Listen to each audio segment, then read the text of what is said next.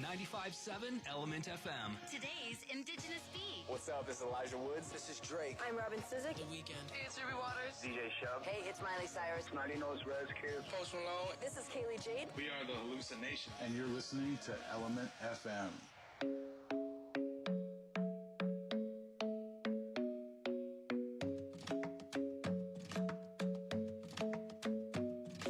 The club isn't the best place to find the lovers, so the bar is where I go. Me and my friends at the table doing shots, tripping fast, and then we talk slow. And you come over and start up a conversation with just me, and trust me, I'll give it a chance. Now take my hand, stop it, and the man on the jukebox, and then we start to dance. And now I'm singing like, girl, you know I want your love. Your love was handmade for somebody like me. Come on now, follow my lead. I may be crazy, don't mind me. Say, boy, let's not talk too much. Grab on my waist and put that body on me. Come on now, follow my lead. Come on now, follow my lead. I'm in love with the shape of you. We push and pull like a magnet do. Although my heart is falling too. I'm in love with your body.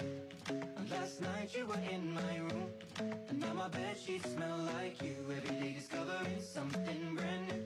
Well, I'm in love with your body. I'm in love with your body. I'm in love with your body. I'm in love with your body. Every day discovering something brand new. I'm in love with the shape of you. When we came, we let the story begin. We're going out on our first date. You and me are thrifty, so go all you can eat. Fill up your bag and I fill up the plate. We talk for hours and hours about the sweet and the sour, and how your family's doing okay. And leaving, getting a taxi, kissing the backseat, tell the driver make the radio play. And I'm singing like, girl, you know I want your love. Your love was handmade for somebody like me. Come on now, follow my lead. I may be crazy, don't mind me. Say, boy, let's not talk too much. Grab on my waist and put that body on me. Come on now, follow my lead. Come on now, follow my lead. I'm in love with the shape of you. We push and pull like a magnet do. Although my heart is falling too. I'm in love with your body. Last night you were in my room, and now my bedsheets smell like you. Every day discovering something brand new. Well, I'm in love with your body. I'm in love with your body. I'm in love with your body. I'm in love with your body. Every day discovering something brand new. I'm in love with the shape of you. Come on, be my baby, come on. Come on, be my baby, come on. Come on, be my baby, come on. Come on, be my baby, come on. Come on, be my baby, come on. Come on, be my baby, come on. Come on, be my baby, come on. Come on, be my baby, come on. I'm in love with the shape of you. We push and pull like a magnet do. Although my heart is falling too. I'm in love with your body. Last night you were in my room, and now my bedsheets smell like you. Every day discovering something brand new. Well, I'm in love with your body. Come on, be my baby. Come on, come on, baby. I'm in love with your body. Come on, be my baby. Come on, come on, baby. I'm in love with your body. Come on, be my baby. Come on, baby. I'm in love with your body. Every day discovering something brand new. I'm in love with the shape of you. Turn your radio up. 95.7 Element FM. Today's Indigenous Beat.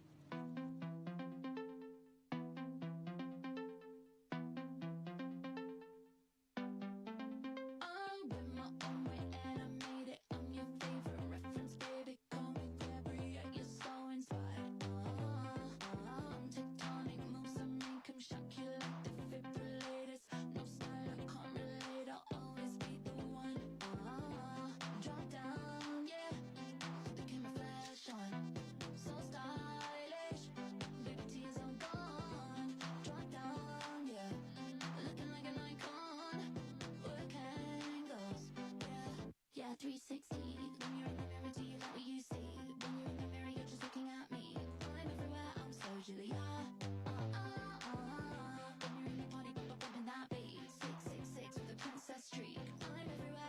Julia.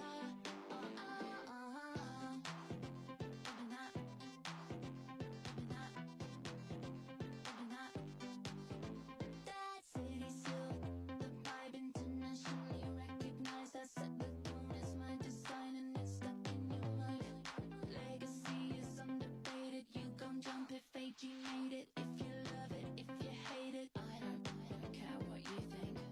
Drop down, yeah. Put the camera flash on. So stylish. Liberty is all gone. Drop down, yeah. Looking like an icon. Work angles, yeah. 360. When you're in the mirror, do you like what you see? When you're in the mirror, you're just looking at me. I'm everywhere, I'm so Julia. When you're in the party, bumping that beat. 666 with a princess streak. I'm everywhere, I'm so Julia. Bumping that, bumping that, bumping that. Bumping that,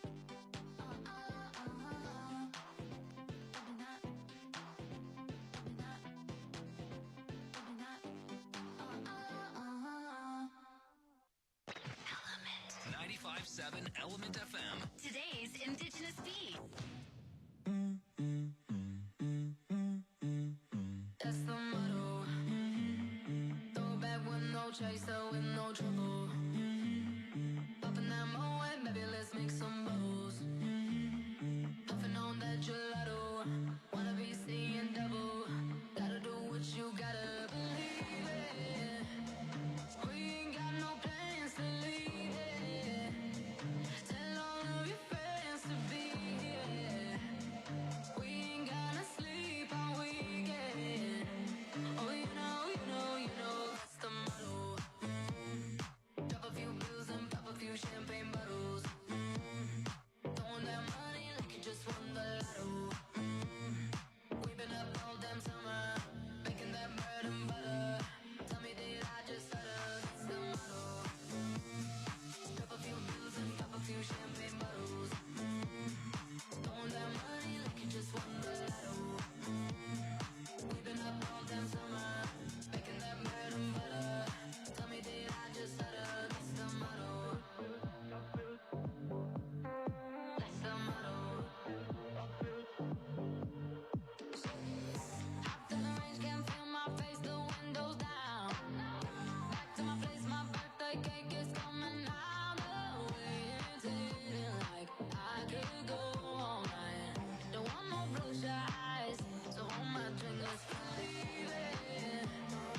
We ain't got no plans to leave it. Tell all of your friends to be here. We ain't gonna sleep all weekend. Oh, you know, that's the motto. Drop a few bills and pop a few champagne bottles. Throwing that money like you just won the lotto. We've been up all damn summer, making that bread and butter. Tell me, did I just stutter? That's the motto. Drop a few bills and pop a few champagne bottles. Throwing that money like you just won the lotto. We've been up all damn summer, making that bread and butter. Tell me, did I just stutter? That's the motto. That's the motto.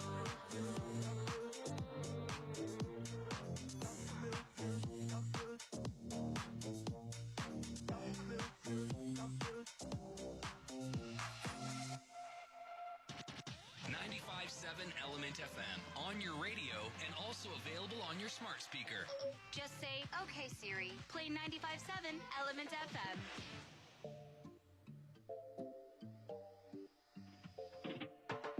Baby, ven conmigo, baila. La música es testigo, ya la veo, mamacita. Louis Vuitton es su vestido, diamante. Le gusta cuando al oído yo le digo que Mamacita, mamacita, qué bonita. Mamacita.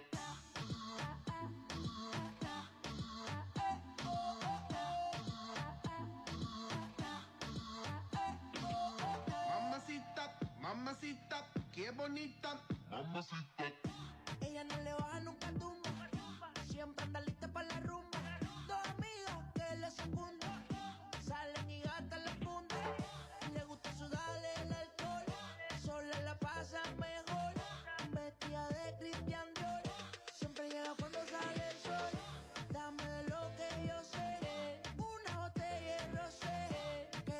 booty tiene ese booty mami la rompe. Ella tiene algo que hace que a mí me guste. Ella tiene algo que hace que a mí me guste. I'ma put you in the mix, put you in the mix, put you in the, put you in the, put you in the mix. Alright, okay. I'ma love you all kind of ways. Boy, you got me caliente when you call me mamacita. Alright, boy, you got me saying ooh la la. Ay, Dios mío, oh my God. Call me mamacita.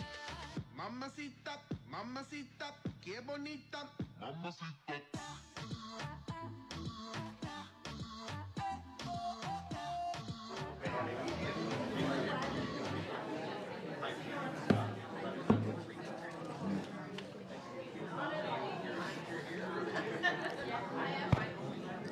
Kwe kakana, mino kigajeba ogad. Good morning. Anita Tanasco Nindijnikas, Kirigan Zibi Nindonjaba, Kichimigwech Kibija Yegondaja Nungum. Thank you all for being here today. There really is no other place in Canada, there's no other place in Ontario where you can hear from 10 Anishinaabe Algonquin knowledge keepers in one day, in one setting. But you can hear this at Algonquin College. So bravo to Algonquin College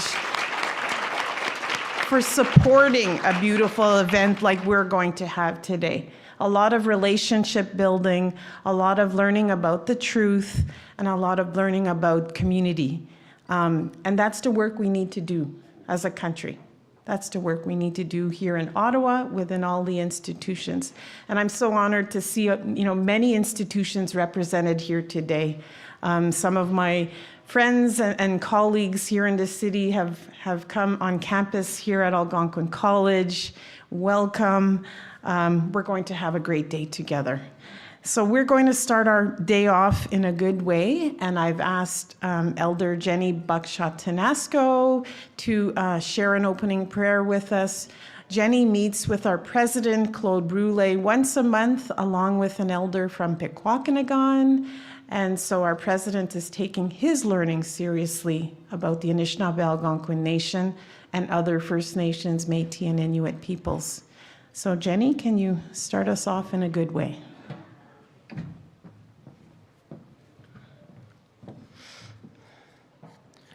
Tibadjiget, miigwechonje waso Anishinaabe aki. Miigwechonje kakna kaiton winishishing. Miigwechonje netawaging, mishishking, weagajig, kaemitiko kakana mashkiki kae mijim. Miigwechonje kizis, iyo kizis. Kakana onje ninuin. Miigwechonje wensisag. Kabe modejig, kaneu kadejig, kabe misuajig, ke majmewajig. Miigwechon jene sewin, kamijian kijimino pimadazian. Miigwechon jeshkude, kamijian kijimino abjitoyan. Miigwechon jen nibi pengishin, nibi ka minikwan. Widokawishin kijinabwakayan, widokao eyakazajig, shawenim nebojig. Kitamakaza ke wawisinajig. Miigwechonje kakana kikanamaga ekweg, dadins wajonaje nungum. Miigwechonje nishomasag, nikokamisag kakanade dode mag. Mie kichi miigwech, miigwech.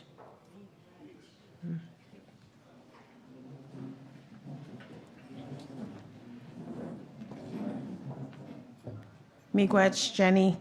So Jenny was provided with tobacco this morning by a representative of Algonquin College, and that is the proper protocol for a non-Indigenous person to make that offering to the elder for sharing prayer, for sharing teachings, for sharing history.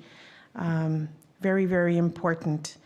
I would now like to invite the Vice President of Student Services, Krista Pearson, my supervisor, to come to the stage to offer the college's land acknowledgement.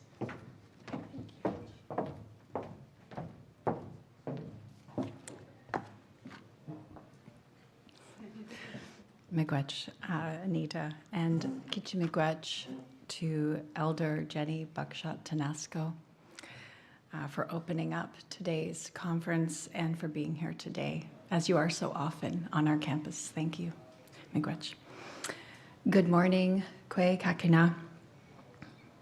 Algonquin College campuses in Ottawa, Perth, and Pembroke are located on the traditional unceded and unsurrendered territory of the Anishinaabe Algonquin people.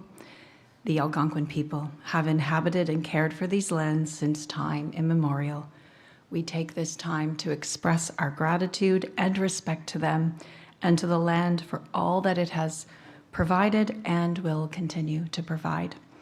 As a post-secondary institution, we acknowledge the harms done to the Indigenous peoples, and we are committed to learning from the past. We pledge to promote healing and resilience as we move forward in partnership with the Algonquin Nations, First Nations, Métis, and Inuit peoples in the spirit of reconciliation. It's important.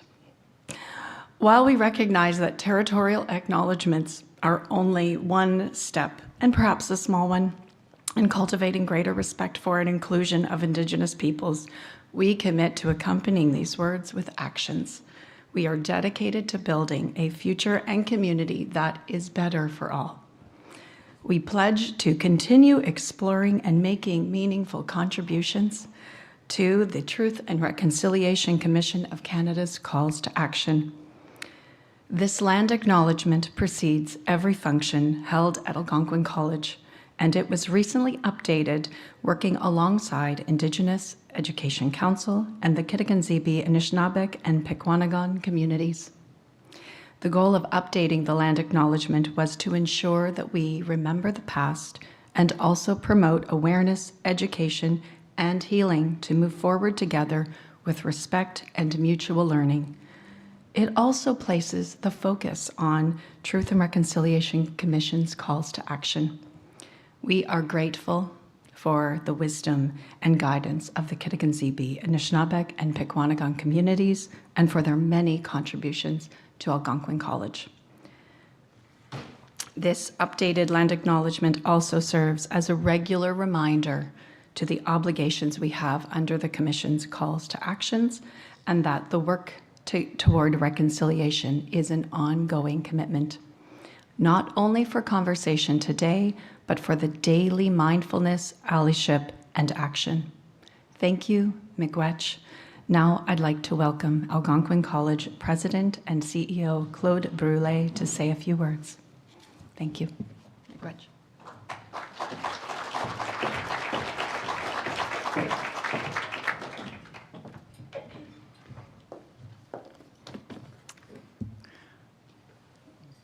Thank you, Miigwech. Krista.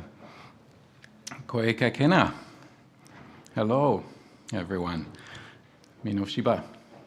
Claude Brûlé, Indigenous Cause. Pijashig kakina. So, good morning. Welcome, everyone. My name is Claude Brûlé. I'm the President and CEO of Algonquin College. It's good to be with all of you today. And thank you for being here, Miigwech, for the invitation to join with you and share in today's event. I want to bring greetings to all of our folks who are here today, members of our Indigenous Education Council, elders and special guests who have joined us today, including representatives from a number of partner organizations who have joined Algonquin College to share and learn about indigeneity at Algonquin College and with our communities.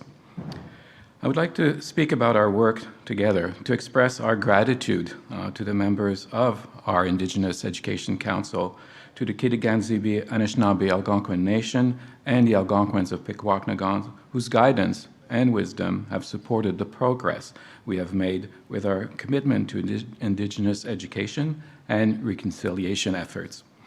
With your continued support, Algonquin College strives towards fostering deeper understanding, respect, and partnership with Indigenous peoples and communities, and particularly the learners we serve.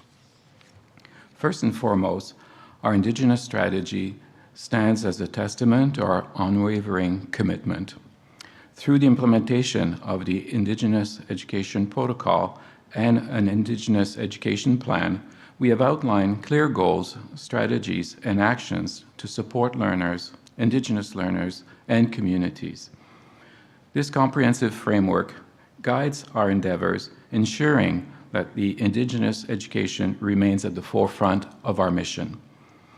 Integral to our approach is the integration of Indigenous perspectives, knowledge, and teachings across our curriculum.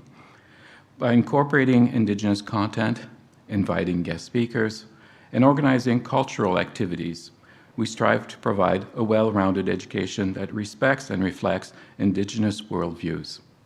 Our aim is to enrich the learning experience for all students, fostering understanding, empathy, and respect for Indigenous cultures, languages, and traditions. As part of our ongoing commitment to reconciliation, the college's Board of Governors has established one of its positions to be for an Indigenous representative. We did that this past year, and we're grateful to have Tanya Dubé join our board starting this fall. The board further approved in June the creation of new programming, the Indigenous Studies Foundation, Inuit, Métis, and First Nations Ontario College Certificate, and a new pathway diploma program to help ensure the college is proactive in answering the calls to action. These new offerings are in addition to the wide range of resources that we have developed in conjunctions with our partners, including Indigenous knowledge and curriculum consultants. Thank you. Thank you, Carrie, for being here today. Working directly within learning and teaching services. Also, over the summer, as part of the college's new flag policy, we have permanently raised the flag from the Kitigan-Zibi and Anishinaabe Algonquin Nation at our Ottawa and Perth campuses, and the Algonquins of Pikwakanagan flag at our Pembroke campus.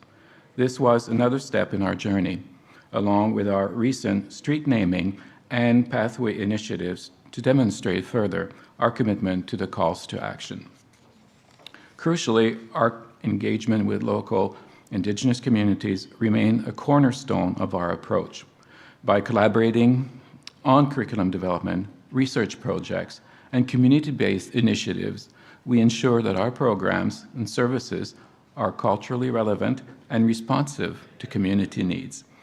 These partnerships not only foster trust and strengthen relationships, but also create opportunities for mutual respect, growth, and empowerment. By acknowledging historical injustices, promoting diversity and inclusion, supporting Indigenous learners, building community partnerships, demonstrating responsibility and leadership, and preparing for the future, we pave the way towards a more equitable and more just society. Thank you again for joining us today, and to speak with a good mind about the efforts made in our ongoing path to calls to actions, and to be reminded of the work that still lies ahead on this ongoing journey of healing and reconciliation. Miigwech, merci, thank you.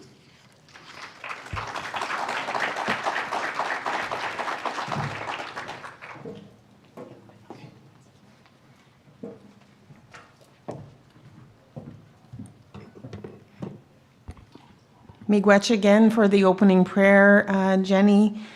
Thank you so much. And miigwech to Krista Pearson for offering such a lovely land acknowledgement statement this morning. Some of our leaders here at the college get very emotional when they share the land acknowledgement statement. And to me, here at the college, as the Director of Indigenous Initiatives, I take that as a true commitment. It touches the heart. It touches the heart. So thank you everyone who are here in person. We also have about 50 or so online. So we have a bigger community listening in today. And I want to say kwei to all those who are online. Listening to Algonquin people today is so important to our work here at Algonquin College. To get our learning started today, we're going to hear from many Anishinaabe Algonquin leaders from the Algonquins of Barrier Lake, Kitigan-Zibi, and Pikwakanagan. It's going to be a full day of learning from the people and hearing their voices, which is, it's healing for us. when we get to share. And many of our speakers are nervous today. And I'm encouraging them not to be nervous because we have such a rich history and we have a lot to share. You know, we're building this country. We have helped to build this country. And I want to share a little gift that my dad sent me today. This week, actually, he got this for me. And this is a gift that you cannot buy at Winners or Marshalls, as you can see. It's called onamboyak. And this is a piece of wood that was eaten by a beaver, amik. And so the beaver is an animal very important to the Anishinaabe. This animal helped us survive when moose weren't always plentiful or when deer were not available. We would hunt and trap and eat beaver, and we still do. And so the beaver actually ate all the bark off of this piece of wood. And I could see beaver teeth marks on this wood. And so my dad shared this with me. It represents the hard work that the Anishinaabe Algonquin people have always been doing in this territory. It also represents how this territory has fed us through the wood, through the land, through the water, and how the beaver gives his life to us as food, as medicine, as fur for clothing and blankets. And this is actually a beaver pelt. So I'm so honored that my dad has shared this with me. And actually, this piece of wood represents how the land has taken care of all of us, non-Indigenous peoples and Indigenous peoples. So I'm going to leave this piece of wood here, onamboyak, here for all of us today. So without further ado, I'm going to invite Chief Casey Rat to the stage from the Algonquins of Barrier Lake. And Casey will be sharing his lived experiences in his community. He has a presentation to offer us, and then after his presentation, please feel free to ask questions. Casey is ready to answer. Casey has been a chief for many years. He also attended the Kitigan Zibi School in his history. This is how I met Chief Rat back in the day. Miigwech Casey. Miigwech Chief Rat. Miigwech. Chimiigwech aya anitan gena. Egi bin dem is somag bin dan matawus yan. Chimiigwech it's aya Jenny dana egi ebi bugosen jigech. Casey Rat and the Kaznan, Dogomaunan, Taganik, Kabiu Jaban. Good morning, everybody. I'd like to thank Anita Tanasco for inviting me to speak, and I'd like to thank Jenny for her words before we started our meeting. I wasn't sure what to prepare, but I'm just going to give you a brief history of ABL, which is Rapid Lake. ABL stands for Algonquins of Barrier Lake. So bear with me. I just got the piece this morning. Algonquins of Barrier Lake are the Tibadjimowin, a distinct First Nation. They operate under their custom and laws and maintain their tradition as provided them by the Creator. More specifically, the Tibadjimowin are governed by the Tibadjimowin Anishinaabe, also known as Law of Codifying the Customary System of Government of the Algonquins of Barrier Lake. The Barrier Lake Customary Governance Code. The code is a comprehensive law codifying the governance, administration, and management structure for the Tibadjimowin. The Algonquin Nation has occupied the unceded territory within the Ottawa Valley since time immemorial. The Algonquins of Barrier Lake Band, Tibadjimowin, is one of 10 Algonquin communities of the Algonquin Nation. The community is at Rapid Lake within the Parc de la Vendrée Wildlife Reserve boundaries, that is 374 kilometers north of Montreal on Highway 117. 158 south of Val d'Or. The community is 29 hectares and was created in, it's hard to say. Well, it was around 1929, and it was only recognized probably in 1952. That's what the elders say. Jiganab-Queenik Barrier Lake is a traditional settlement of the Algonquins of Barrier Lake, Jiganab-Queenik, 30 kilometers north of Rapid Lake.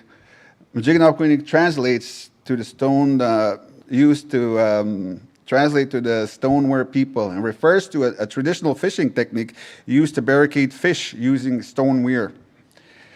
The traditional territory is about 10,000 square kilometers. Rapid Lake got its name after one of many lakes and rivers submerged to create the Kabunga Reservoir to transport logs in the 1920s. The Hudson Bay Company established a trading post at Kabunga Lake named Kakabunga at the time in 1873 during the fur trading era until 1974. Still years later, it relocated and was rebuilt to Barrier Lake between 1928 and 1929. The Algonquins of Barrier Lake relied on the company for fur trading, food, and other necessities. The Anishinaabe of Barrier Lake are very authentic people. The people thrive on preserving their culture, tradition, and language. Their way of life consists of land and continue to pass on their hunting skills, trapping, fishing, and their traditional knowledge and skills to the younger generation. There are many traditional stories of the land and still resonates with the community members today. The Algonquins of Barrier Lake was known as canoe builders. The traditional chief of Barrier Lake was named David Muckacoos, who was very gifted in canoe building. The community currently has one or two talented artisans who specialize in canoe building. Some people have a traditional knowledge of harvesting wild game, moose hide tanning, making maple syrup, basket making, snowshoes, toboggan, cradleboard, craftsmanship knowledge, and traditional medicine, and much more. Pretty much, that's the history of ABL, but I mean, I can probably, answer more questions if there's any. So, ask away. How big is your community?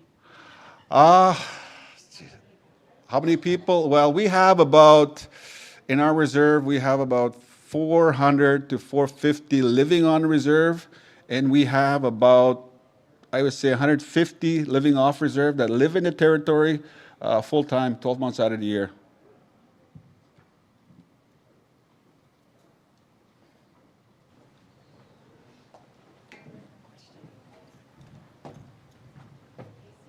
Chief Rat, can you describe Barrier Lake's fight for protecting the forest, the waters, and your work with perhaps fighting mining companies? Yeah, ABL has always been at the forefront of protecting our territory. I mean, right now, as of 2018, there hasn't been any logging within the territory since now. I mean, we've been saying no to them, and that was one of the good reasons that our community has stepped up in that sense. It's been a very good fight. We also won a court case recently, almost changing the Quebec Mining Act, which states that they have to now consult with any First Nation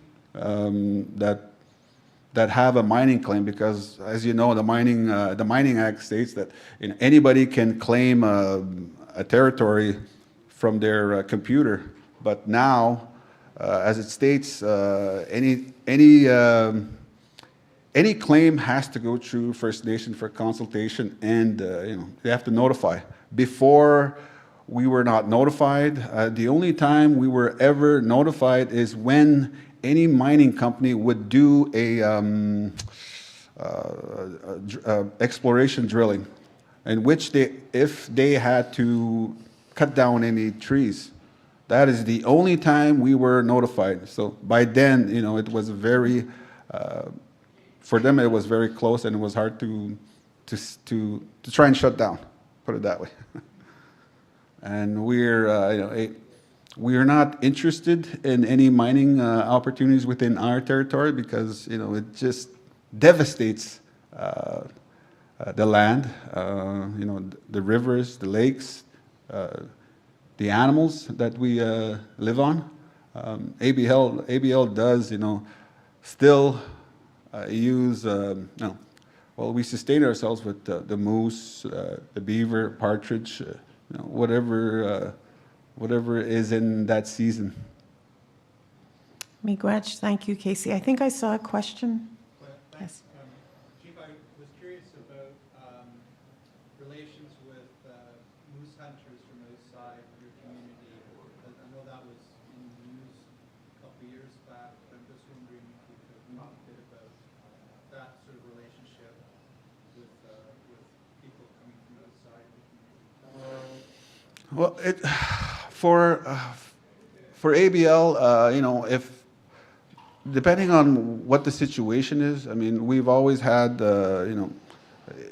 First Nation people coming with ABL members to come and hunt, which is perfectly fine. But then we have other people that come in and just say that they're, friends with somebody. Well, that is not the, how would I say, that is not the proper protocol? Yeah, the protocol of the communities. So that is that's the word I'm looking for. Thank you, Anita.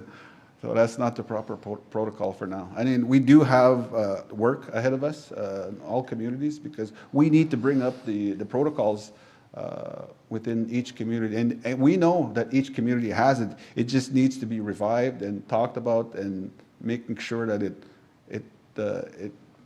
everybody understands it and everybody agrees to it.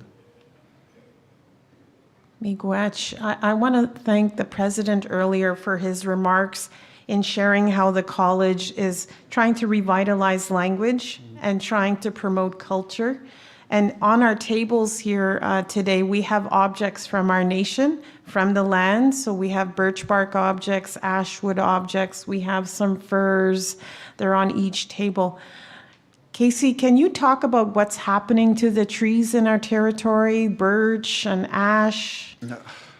Well, it's for us, I mean, we've noticed a lot has been happening prior to 2018. I mean, for us, we saw logging companies just devastate territories. I've had elders say, even my own dad, who said that, he went to visit his, where he grew up, and he says he couldn't recognize it because it's all changed. It's not the same. And this is why, again, we took a strong stance against logging and just said, no, we're not going to allow it anymore. It's enough, because since the 1980s, they've been steadily logging until, I don't know how, probably 2018. So it's changed. There's no more old forest growth. The forest is very young. And when you have so many forests that are being cut down, it brings in certain things that we may not want. It brings in a lot of blueberries. We want blueberries, yes. But it also brings in a lot of bears. And what do bears eat? Yes, they eat blueberries. But when blueberries become scarce, they go after the moose, which is one of the reasons why we said pretty much no to logging. Again, that part of the moose moratorium that our nation had started. Yes. Has the federal or provincial government signaled a willingness to work with your community on terms of management and authority to protect your area?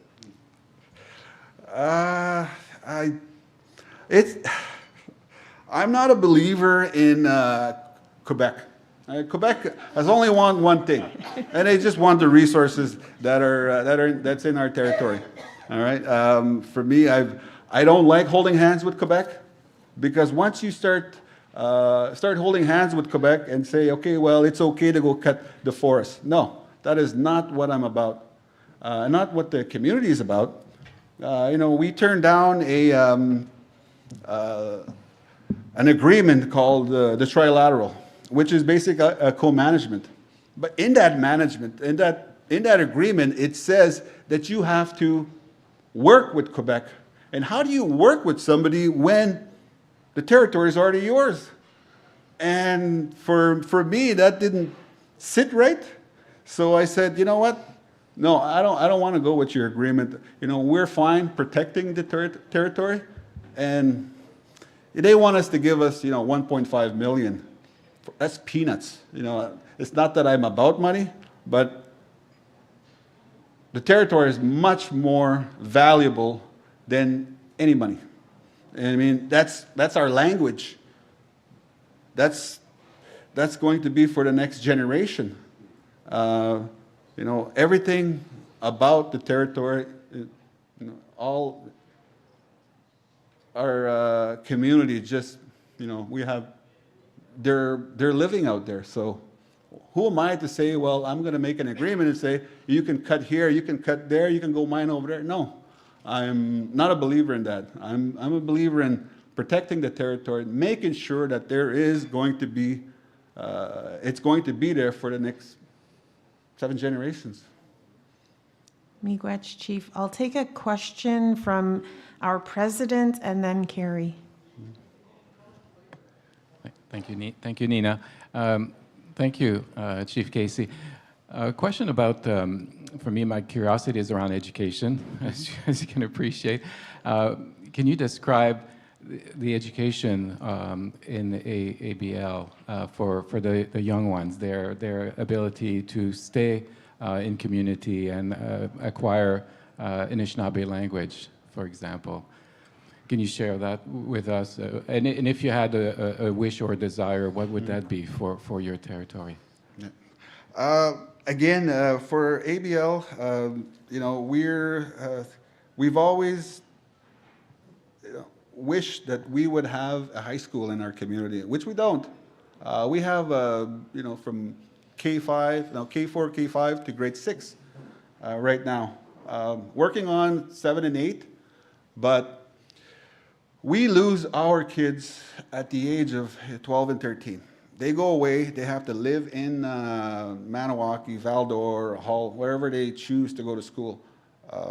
So we lose them at an early age. I know because I was one of them, and I have sons that are, that had to leave home to attend high school, as well as play hockey. I'm a big hockey fan.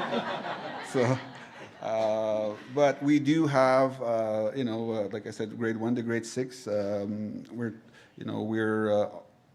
We're also going in a direction where we want half a day to where it's just strictly Algonquin for our kids. From K4 to K5, it's just Algonquin, and then grade 1 to grade 6, half a day. We're going to try in that sense where it's only Algonquin. But again, it's all about MEQ, Quebec, what they want. But I do believe we have the right person. Again, name is Anita DeCourcy, that will have to advocate for this for the Algonquin language. Miigwech, Chief. Please know that Algonquin College is here for your community. Whatever we can do to support education or health and social services in any way, we're here for you and the community. Carrie. I just want to say Miigwech for your fight against the logging industry, the companies, because Miigwech. I just want to say Miigwech for your strength in that. My cousin, who's now deceased, former Chief Gary Potts up in Tibadjimowin, fought that fight. And that fight continues in a number of different ways to save our old growth forests. So miigwech and stand strong. Aside from that, I'm one of the people at the college who tries to work with different programs to try to build connections to communities and serve their communities more effectively. What would be something from a college that you would like to see? We've talked about language, that we could do actively to make sure our students are graduating and giving back to your community? Wow, that's a tough question. It's a big question, I know. Yeah, I haven't really thought about it, but I mean, again, it's something that we need to talk about at the community level and just start making plans on what needs to take place in our communities. And fortunately, we're not there yet. We do have, in our community, there isn't a lot of high school graduates, but we're working on that and, trying to steering them into the direction of vocational training. Miigwech, Chief. We have a top-notch construction and trades programs here at the college and in Perth. Can you talk about the housing situation in your community? That is, okay, I was expecting that one. We, right now, we have a shortage of housing, like any community. We're on a generator system, which right now is at the max in every winter. We have approximately 65 houses. It's at its max. We're trying to get more housing, but we need a source of power. And right now, a decision needs to be made what source of power that's going to be, that'll be taken by the community. But we have, I'd say about 5 to 6 or maybe more per house in the community. We definitely need housing in the community. Miigwech, thank you for that. Noah. Hi, thank you. Just a quick question. I'm from the industry side, so I'm curious on your capacity and where you see your community growing in terms of industry and capacity building, and how industry such as CAE could help support your community in growing and getting to that space to participate on defense procurements and working with aviation and technology. Oh, that's a good question. Honestly, right now, I mean, everything right now is, we're just trying to make sure that there is no development in the territory, because, development for us is just very costly to our culture and language, and because it just strips away at everything.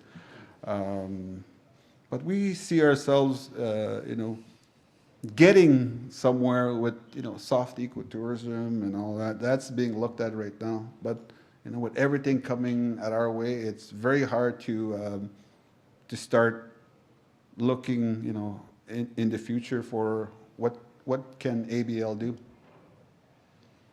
Miigwech. Wow, lots of questions. I'll go to Sarah Lynn. Do you have support services to help your community, nurses, doctors, psychologists, lawyers? Do you have to go outside your community for that, or are those services that you want or need? Yes, most services, we do have to go outside to the nearby towns, Maniwaki, Val-d'Or, Hull, whatever. Doctors, we don't have regular doctors coming in. We don't have dentists coming in, so we have to go outside. Sometimes we have to go to Ottawa for dentists because in the nearby towns, they're starting to reject our community members, saying, whatever.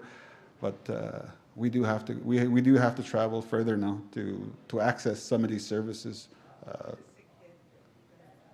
Yes, we do have to, transport them out to Mount Laurier. If it's not there, then it's going to be Gatineau here, and if it's not Gatineau, then it's going to be Chio, if it's a really sick kid. So members of Barrier Lake travel a lot for education, for health, for all of their basic needs, and then hockey. Yeah. Other questions? We have a few minutes left. Summer? So I work in the Mamadoswin Center, which is the Indigenous Student Support Center at the college. And so my question is going to be about Indigenous student support.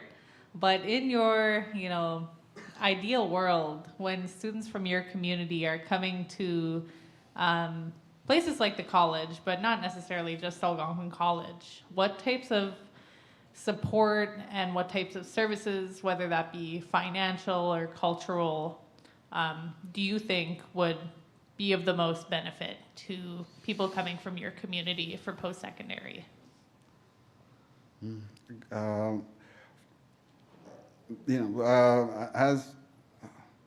one of my sons who went to college in Sasia, was always asking, how come we're not in charge of our own post-secondary program, which we're not now. It's run by Avatac, which takes longer to process things, but that's one of the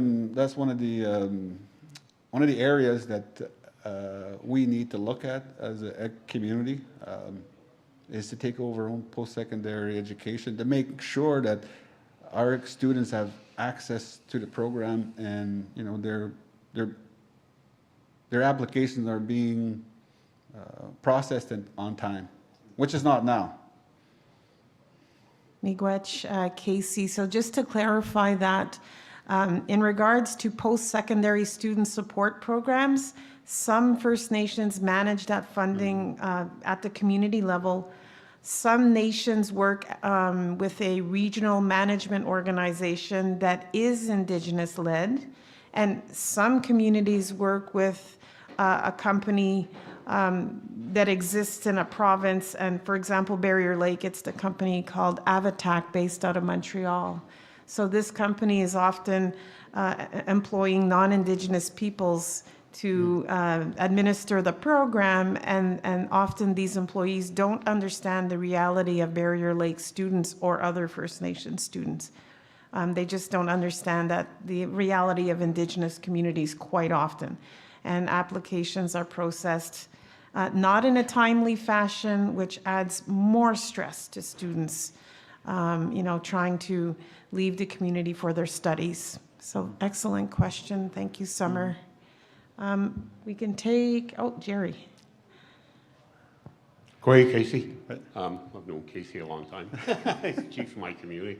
So I'm glad you mentioned the generator previously, and but you didn't expand on it too much. You're sort of giving Quebec Hydro a free pass here, and I didn't want to see that. Our community's been moved from Kakabunga to Barriere to now Tiganik.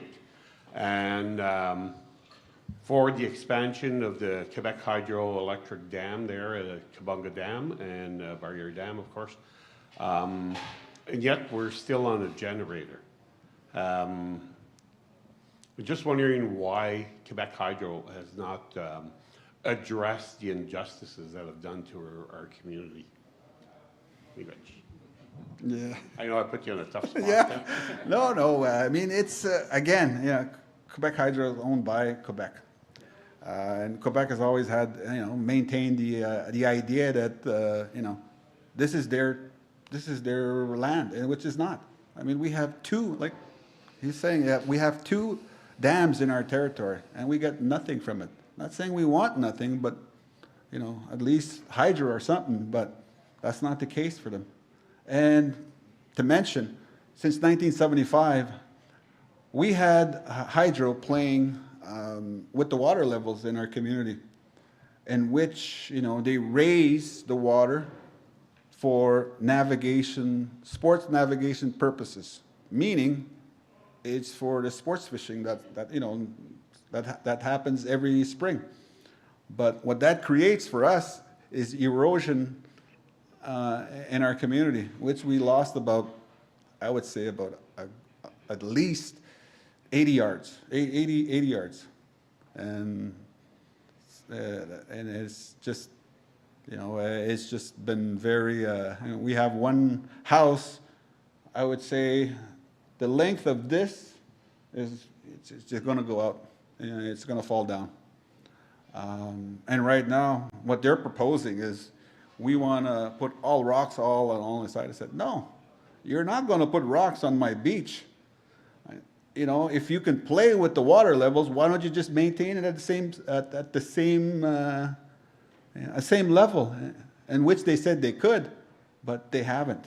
So it's always a fight with Quebec. I would say hydro as well.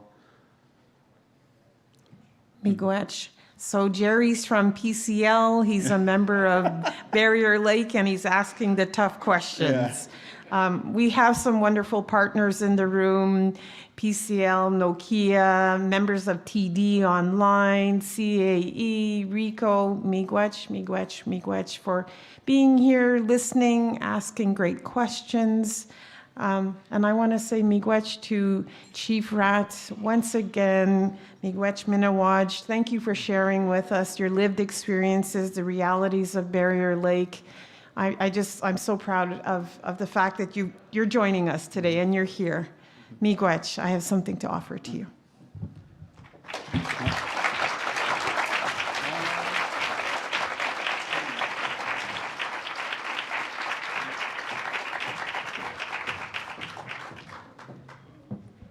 We will now take a short break. We can refill our coffee cups and get ready to ask more questions.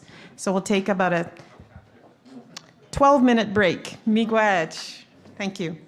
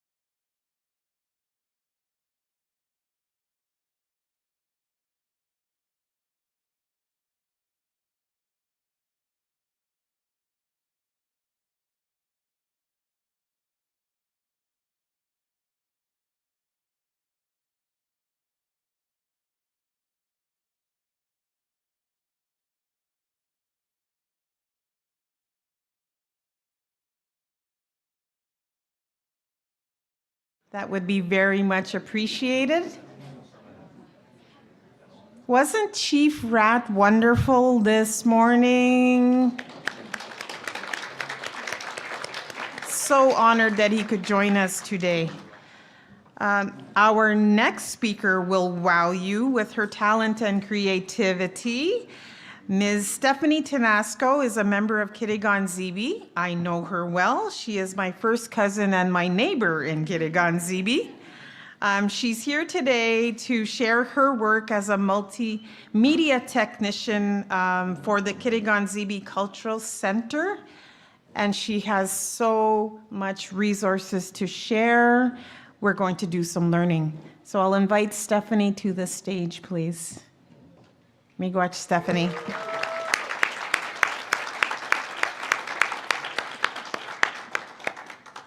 Stephanie doesn't often do public speaking, but she is so bright, so creative, and has so much to offer Kitigan-Zibi, the Anishinaabe Algonquin Nation, and now Algonquin College. Do I have a PowerPoint?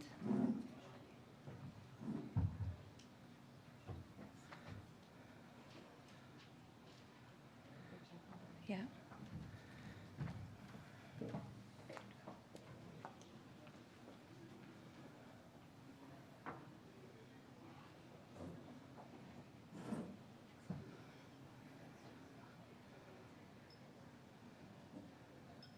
Oh. So I need to ask me to make a PowerPoint for today. So this is just the first slide I decided to put because I'm pretty nervous standing up here. So I thought I'd start off with something a little funny.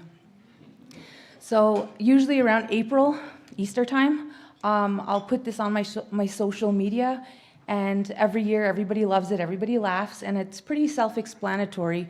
Like, you don't need to speak Algonquin to understand the picture, but in Anishinaabemowin it is funny. So it says, Nindia Nuisigendam Awegwenen. So he says, ouch, my bum, it hurts. What? Because he can't hear, right? Because his ears are bitten off.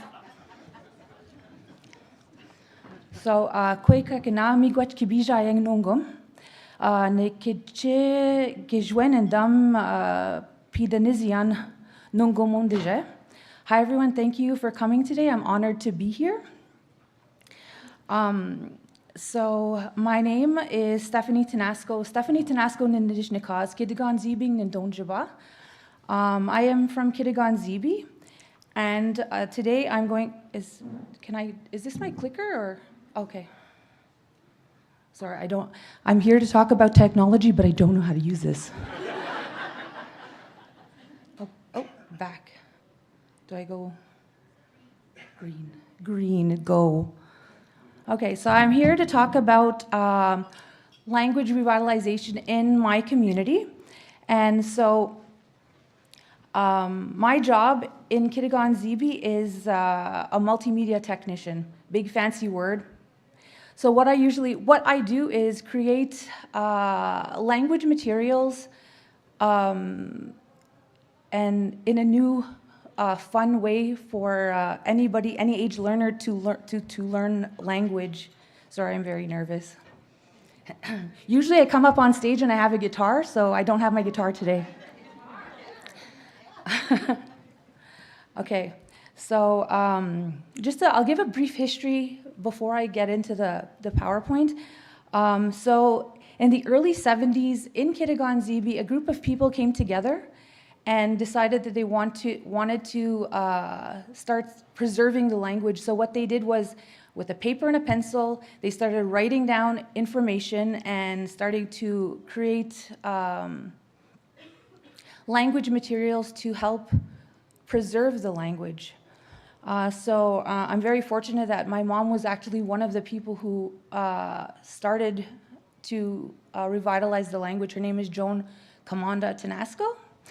And so they started creating materials and saving it. So my job now is to take the materials that they wrote down on a piece of paper or typewriter or whatever they used back then, and now to put it in a new way so that we can learn from it. So my mom is she became a language teacher, and now she is a retired teacher, and she still is working probably harder than she ever did, working in translation for our community. And she helps me, she works with me 4 days a week. She helps me to translate some information, as well as for the city of Gatineau and the city of Ottawa. So, yeah. So I'm really thankful for these people for recording the language as well, so that somebody like me who's not a fluent speaker, but I am a second language learner, and a second language learner is somebody who my mom is fluent, so she was speaking the language and heard the language from birth, and she knows the language without being written. I'm a second language learner, so I can read the language better than I can speak it. But that's what we're trying to do in the community right now, is to help build second language learners.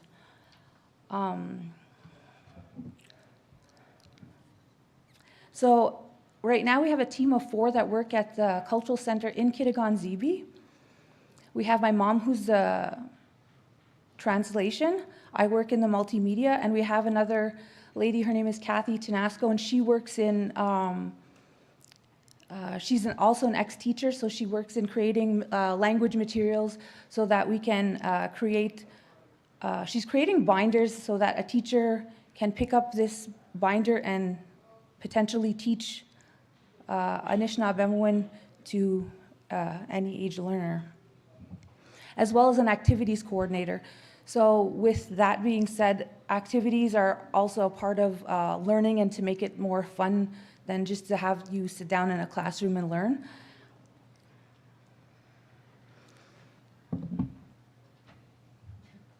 Sorry.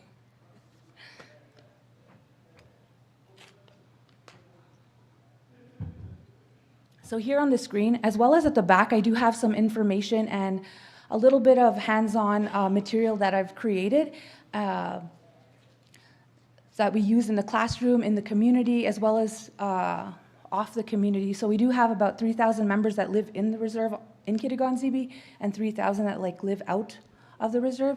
So I tried to reach everybody in every way possible. So these are some of the materials that we made. We have songbooks, flashcards, workbooks, magnets, balloons, puzzles, stamps, posters, USBs, whatever type of technology we have that we can create. I try to make it available, and because we can't just go, as teachers too, the teachers today, you can just open up a book or a catalog or go online and say, okay, I want the material for weather, and type it in and get it ordered. We unfortunately for Tibadjimowin, you can't, so that's where I come in and I create these types of materials so that people can learn. So I do make a lot of online language materials. We have our KZA website. I have a YouTube. I put it on my social media, and other places I have that I put it on was our schools, our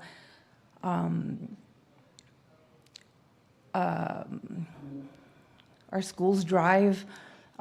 We have a digital sign that we have language playing on there as well, so when people drive by, they can see the language, as well as the local radio station. So we have songs, people talking and stuff like that. And we try to get the community members involved as much as possible, so that it's not just me talking, so that everybody is engaged in learning the language. So here I put up, the first thing I'm going to talk about is our Kitigan-Zibi website. So I put the QR code so that you can all kind of view the website. So on here I have a few different language learning tools.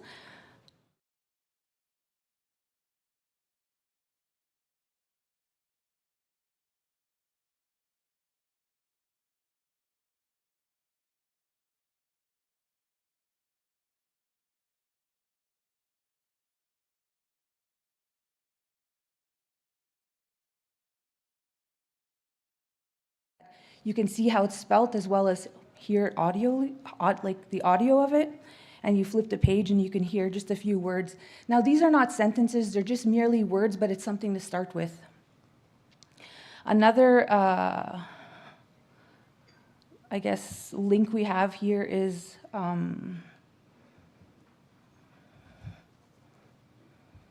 so here's the pocket. So here we have the first lexicon that was ever made was made in the 70s, which was way before I was born. So it's the red one we have on the top. And I'm very happy to say that I actually was involved in helping make the 6th edition, which is the purple cover, lexicon that we have here today. A funny little story with that is that when I was small, I was like about 8 years old, I had an aunt, and what she had told me, she's like, one of these days, my girl, you're gonna be the next lexicon You're gonna be the next lexicon writer. I was like, no way, no way, no way. So I'm sitting on my desk looking at this, going over it, and I'm just about to send it to the printers, and I thought about that. I was like, oh my God. Like about 35 years later, here I am helping to write the lexicon. That's crazy. But yeah, so we have so these are we have 3 lexicons, but the pocket dictionary was a smaller one, so we put that online. Here I have 2 YouTube channels. So the first one I started was just Algonquin language learning. I don't know can I press play and the video will play, or? Like if you click on the blue YouTube, like it should play.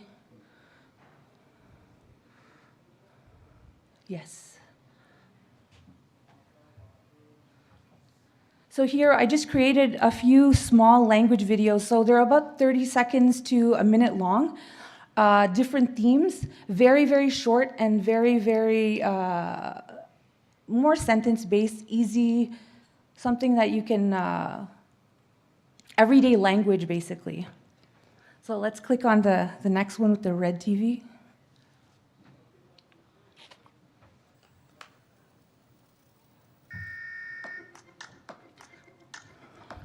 So I also grew up in the 80s and watched Sesame Street, Fred Penner, and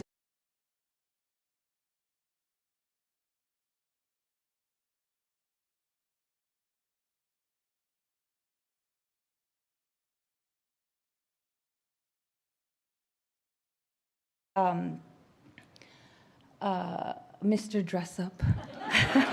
So what I do is I create small, short skits, and I'm the voice of the puppet, as well as I record myself and edit, so I do it all.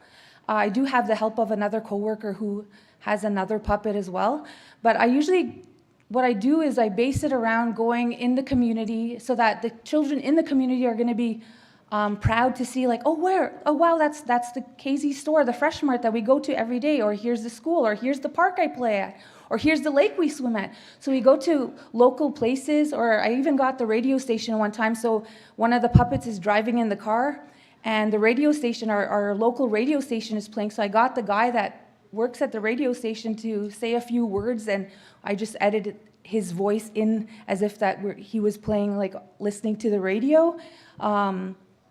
So I try to engage people that way. So even with puppets, it doesn't mean that if it doesn't mean that if you're small, like it doesn't have to be for children, it could be for any age learner. And they're everyday simple sentences, going to town, going shopping, going to buy something, going fishing. So those are a few of the videos that I created. And those are some of the QR codes as well. Oops. Another one I created was a small, simple language app. It's just a love app, I called it. So, let's go back. So basically what you can do is just press on the arrows up or down, and it's going to say, I love you, he loves you, she loves you, we love you. So it's just something that I thought of to create before Valentine's Day. So whenever I put something on our website, I try to not put something like every day. I usually try to put it once in a while to generate traffic to our website, and then I usually put it in the community flyer to let everybody know, oh great, look at, there's something new, like come and check it out. And so yeah, something like that. Something recently that I did was put audio clips. So there's these two women in the community who worked in language. They're no longer with us, but we did have the recordings. So what I did was put the recordings, not me, I have a website designer, have them put the audio with the translations. So each time you click on the arrow, you can hear one of the ladies speaking Tibadjimowin as well as the English, so you can kind of, you just go back and forth and hear what they're saying. And there's maybe about 40 or 50 sentences, so that's like something new that I just put online a few weeks back. And I'm very thankful that they did recordings because I can use them, and it's very nice and very humbling to work with these ladies even though they're no longer with us, like to be able to work, and both of them actually were my teachers growing up. So I like to say Tibadjimowin to Bertha Kamanda and Pauline DeConti for the work they did in revitalizing language and help preserving language.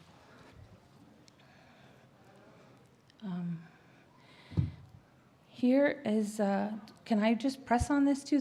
Okay, do I just press play? Oh, no.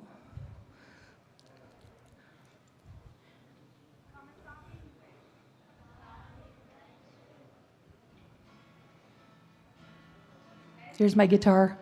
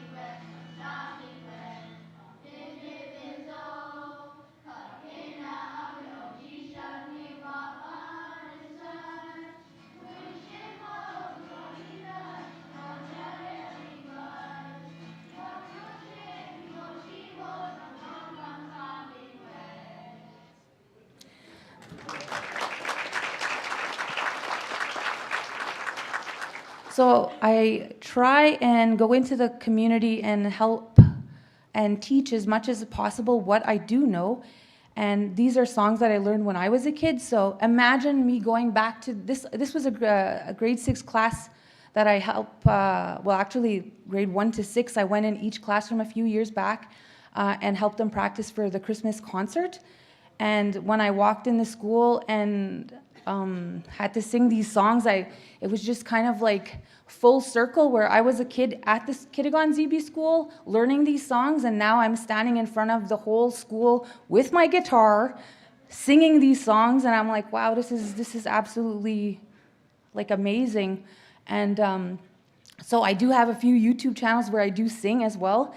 And one of the kids were like, I went to the dollar store. I'm walking in the dollar store and somebody taps me and they're like, excuse me. And I'm like, yes. Are you the girl that sings Conwinini, Frosty the Snowman? I'm like, yes, I am.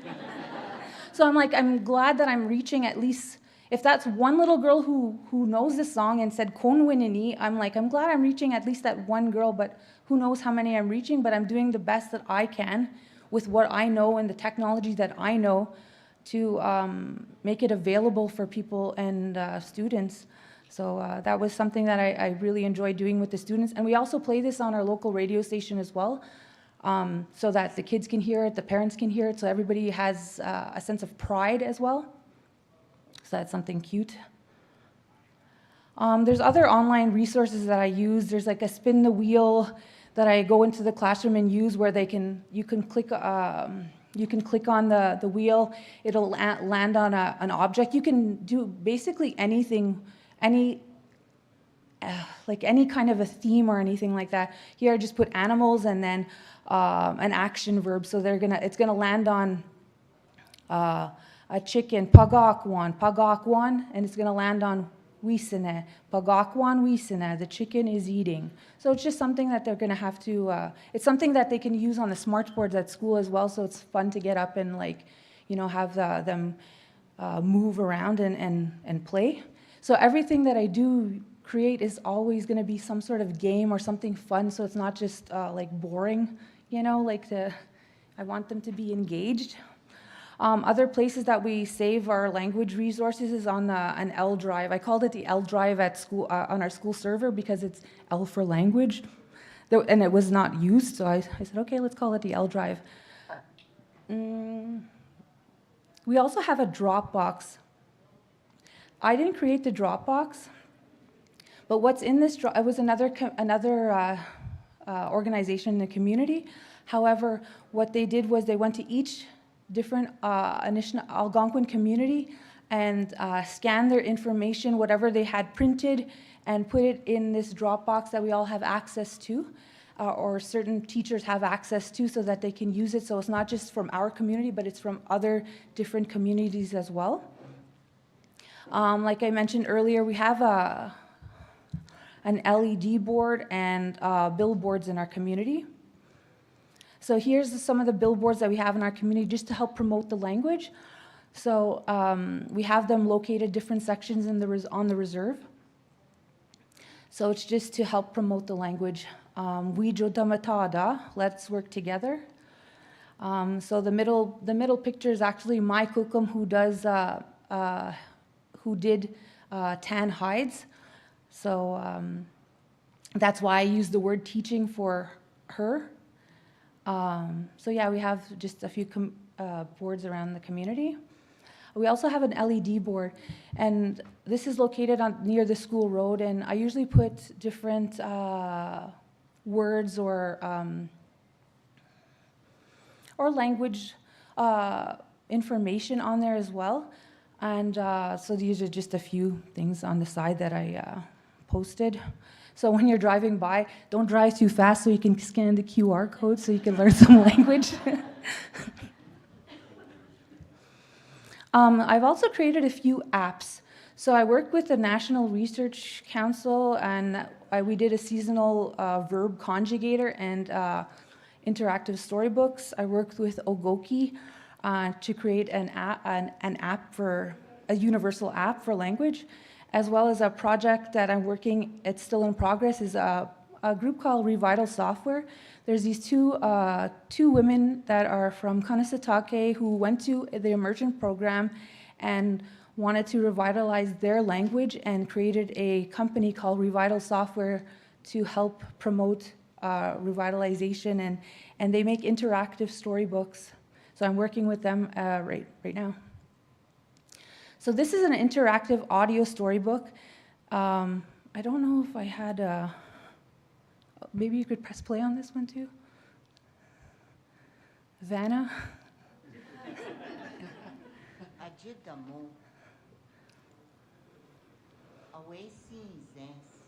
So it's kind of like a karaoke style where it goes over the word and you hear it and you see what's being said.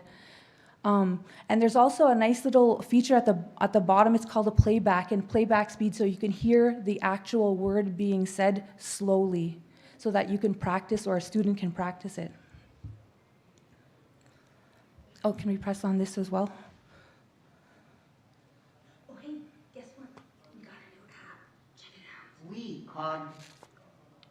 Just click on the word and listen to the audio. A white woman. Andi. Andine Peach Wamajan. We also have language games to test your knowledge.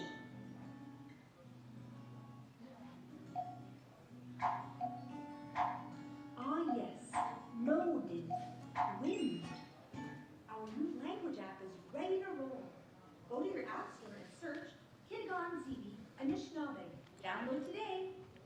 So this was a commercial that I put on social media so people can find the language app. So this project, it took a few years to work on, and I recorded, I do editing, recording and editing myself. And I started this project during COVID, so I worked with my mom, and she was in my bubble. And I recorded with her and designed everything with her. But we also worked with this company called Ogoki, which is a company out west, and they are Indigenous as well. That's why I chose to work with them. So yeah, we're very proud of that. So you could, everyday basic sentences on there at your fingertips, and something my mom was really, really proud of and really never thought when she was started working preserving language in the 70s, she was like 19 with a paper and a pencil, and to now come full circle again to be like, wow, like she can't even imagine that you can actually pick up your phone and listen and play games in the language. It's just something that's really amazing. Oops. So this is another, the Revital software, something, it's a storybook that we already created, and what it is they're going to just,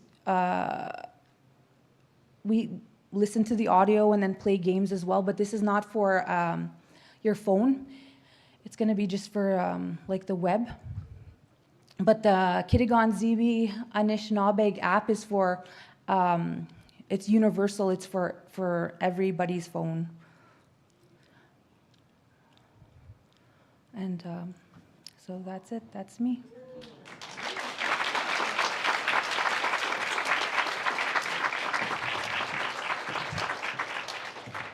Kitchimigwech Stephanie, I'm always amazed by her talent. Like I shared earlier, she's my neighbor, and I often hear her playing guitar and singing on her front deck from my house. I hear her playing music and singing with her mom, Joan Kamanda Tanasco, in the language. Stephanie didn't mention that her son is an Algonquin College graduate, Brody Tanasco Ojek. So he graduated from the TV broadcasting. So send your kids to school so they can help you create your own Sesame Street. Yes. Yeah, so I see Brody at times leaving their house with cameras and recording equipment, and I'm like, wow, they're so talented. And there's days she's beating on her front deck. She's a master beater. I'm just in awe. And I pack my laptop and come to Algonquin College as all of this is happening. So miigwech, Stephanie. We can take a few questions if there are any. I know she shared so many resources. They're publicly available. I see partners from the Ottawa Public Library and Library and Archives Canada. I know Stephanie and Joan have done some translation work for those organizations. What I will say, though, is that we have to be careful not to overwhelm the small team of language and culture employees in Kitigan Zibi or in other communities, because we're trying to do work at the community level, and we can't drop everything to translate for 10 organizations all at the same time. So we have to be careful about capacity, but we do our best in Kitigan Zibi and other communities to contribute to the valuable work here in Ottawa. Are there any questions? Claude, the president.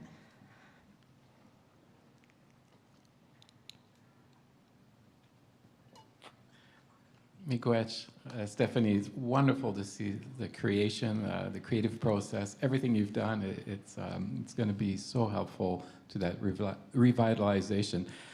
I'm sure there are words and concepts in Tibadjimowin that don't translate into another language. How do you go about with that as part of your work? I think some of the words that, because I'm a second language learner, what I'm doing is just doing the basic language level kind of teaching, or kind of like just very, very basic. My mom could probably answer that better because she's fluent. I left her at home today. It's her day off. She doesn't work Fridays. Stephanie, can I ask, how could Algonquin College help you or the Cultural Center in your work in language revitalization? Maybe with the technology portion, or like where my son went to, like graduated from, is to maybe help us connect with people, maybe even the Indigenous students in the programs, maybe have like a work placement and help us do, because I'm making videos on my phone. So I didn't really go to school for that. I did take multimedia back in the 90s. So, but yeah, somebody like any of the technology program, the Indigenous students that create websites or anything like that, or coding or anything like that, maybe somebody like that can help us in that aspect, to have a work placement to help us create stuff, or any community actually. That sounds very possible. We'll have to look into that. Thank you, Steph. Eric. Thank you. I work in the Mamidoswin Center, and one of the ideas I favored a lot was, how do you put aside a language day within the Mamidoswin so that the monitors and that are creating that language environment. So I guess my question would be is, how could we tap into some of the developments that you're working with and use the Mamidoswin monitors in the center to echo your maybe with, commitment? I'm like I'm big on games and having fun, and not just like sitting down, like, I'm sorry, at a table learning, but like more like getting up and moving and doing stuff. So maybe more games or something along those lines, something fun like that. I'm not sure. Did I answer your question? Not really. Okay. Yeah, Stephanie is working hard at making a lot of digital tools, online tools, and very short learning opportunities, because we all know how we scroll. We quickly check and read short amounts and listen for a short amount of time. So Steph excels at creating these types of inviting, colorful, short resources for learners to engage in. Sarah Lynn? So one of the things, you can create all the content, but if people aren't going to practice, or are nervous or shy or worried about mispronouncing, how can we encourage people to try and let them know it's okay to make mistakes, or create a safe space for people to practice learning how to pronounce? I guess that's why I made the online tool, so that you can practice in your car. I was practicing in my car because I recorded myself a few times on the way down. But that's why I created the online tool, so that you can have access at home, or like where you're not with people to practice maybe. I'm not sure. Yeah. I think people need to understand that Anishinaabe, the Algonquin language, is the first language of this territory. So to really engage with the territory, to honor the territory, to pay respect to the first peoples of this land, even learning the word kwe, hello. Learning the word miigwech, thank you. Learning perhaps aninda shepedeg, how are you? Minopede, I'm well. Majibede, I'm not doing well. Hopefully you don't say that too often, but it's an option. A few words. And then that helps to revitalize the language back to this land, back to this city, back to the, sharing with the first peoples that we care. Evniki. Jimmy-gwitch, the resources that you have are incredible and inspiring. I think my question is related to some of the previous questions around opportunities for people in the community to, languages is speaking to each other. I think it's amazing and important that there's the option to be by yourself and check online. but to be able to actually communicate, there needs to be like more than one person. Oh no, for sure, so, for sure. So how, like, what are the opportunities? Are there opportunities for community members to come together? Like you had the singing together. Mm-hmm. Are there? Like in the community, we do have activities, and that's what I mean by activities is we have like celebration days where we have games and to learn in the language. We had a golf tournament, so that at each hole there was everybody got a swag bag, and any other activities we had. There have been online courses through Zoom. There are in-person courses at times at the Kitigan-Zibi Cultural Center. We have verbo bingo nights where you learn verbs, and we have prizes. I had a game night one evening. We had a game night where I had Jeopardy questions, and then we had invited people from the audience to come up and answer simple questions, but we gave them all kind of tools. All the walls were plastered with information in the language so that they can just like look at the wall and scream out the answer. And we had prizes for that. One of the prizes was a food, like we literally got a grocery cart from our local KZ Fresh Mart and filled it with food, and we put it on the stage so that person got to take all of that home. But just different types of activities to engage. And they could be even small. We have like small beading nights or some of the videos that we do produce will have like a launch like this August we had a few books that we had created, and we waited till August till the teachers came back and invited the community and the teachers to come to our book launch so that they could use these books and these materials for their classroom and in the community. And I didn't just create we didn't just make the books. What we did with the books too is we recorded all the books, and my mom, I recorded her reading the books so that we gave each person, the first 40 people, a USB key with the audio in there, as well as I did create a sort of like a storybook, a video storybook. So literally what I did with my phone, again, using Mr. Dress Up and all of these old school things, I just had the book open and I just had my phone going over the pictures and I read the story, and so that it's more like for the kids at school so they can kind of see a video as well to go with the storybook. So stuff like that we do is some small activities, some larger activities, and to try and engage all community members. With the book launch as well, as we do hire community artists, so that way when we hire community artists, we also invite them to the book launch as well as their families, so that their families are proud of them and everybody's partaking in language revitalization in some sort of fashion, right? So that's stuff we do. That's the kind of stuff we do, I guess. Miigwech, Stephanie. So Kitigan-Zibi has a large number of members living in Gatineau and Ottawa, and there are Anishinaabe Algonquin people from other communities living here in Ottawa. This is our traditional unceded territory. This is our home. We've never left it. And the work of Stephanie and others in language revitalization helps to share language with our community members who are living away from Kitigan-Zibi, Barrier Lake, and other communities. And that is so, so important. And I know often they share that appreciation. Krista? Thank you, Stephanie. I'm only standing up because I have less of a question, but more of an inspired thought for the room, recognizing this is also networking and learning.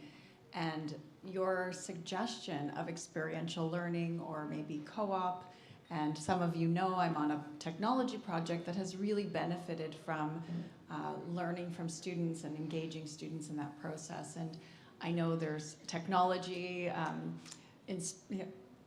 so there may be an opportunity, the spirit of making it publicly accessible, and in the spirit of reciprocity, maybe there's an opportunity for industry to support Algonquin College student co-op placements that could be actually in community to support the ongoing development of maybe gamified, engaging multimedia, not only learning for our students, an opportunity for industry to feel a part of something that with Algonquin and the students, but also benefits the community. So just thank you for that inspiration to say out loud. Miigwech. Miigwech, Krista. I really value the fact that when I email partners, I use language, and now more and more partners are emailing back to me with some of the words, and that's just wonderful. So I want to say, Stephanie, you are awesome. Tongaja Miigwech, sincere thanks. Thank you for being here. Thank you for sharing your passion and your incredibly important work in language revitalization. And so on behalf of Algonquin College, we have a small gift for you. Kitchi Miigwech. Thank you. Miigwech.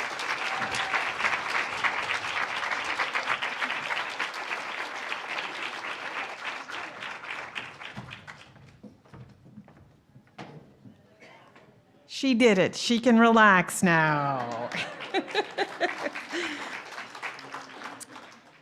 So now the learning continues. We're going to hear from Kirby White Duck, the former chief of the Algonquins of Pikwakanagan First Nation, an Anishinaabe historian, and a man who is now supporting the work of GBA here in Ottawa. Kirby is here to share some of the Anishinaabe Algonquin Nation's history, the history of Pikwakanagan. So let's let the learning continue as we hear from Kirby, who will share his knowledge and some of his lived experiences. So I welcome Kirby White Duck to the stage. Miigwech. Thank you.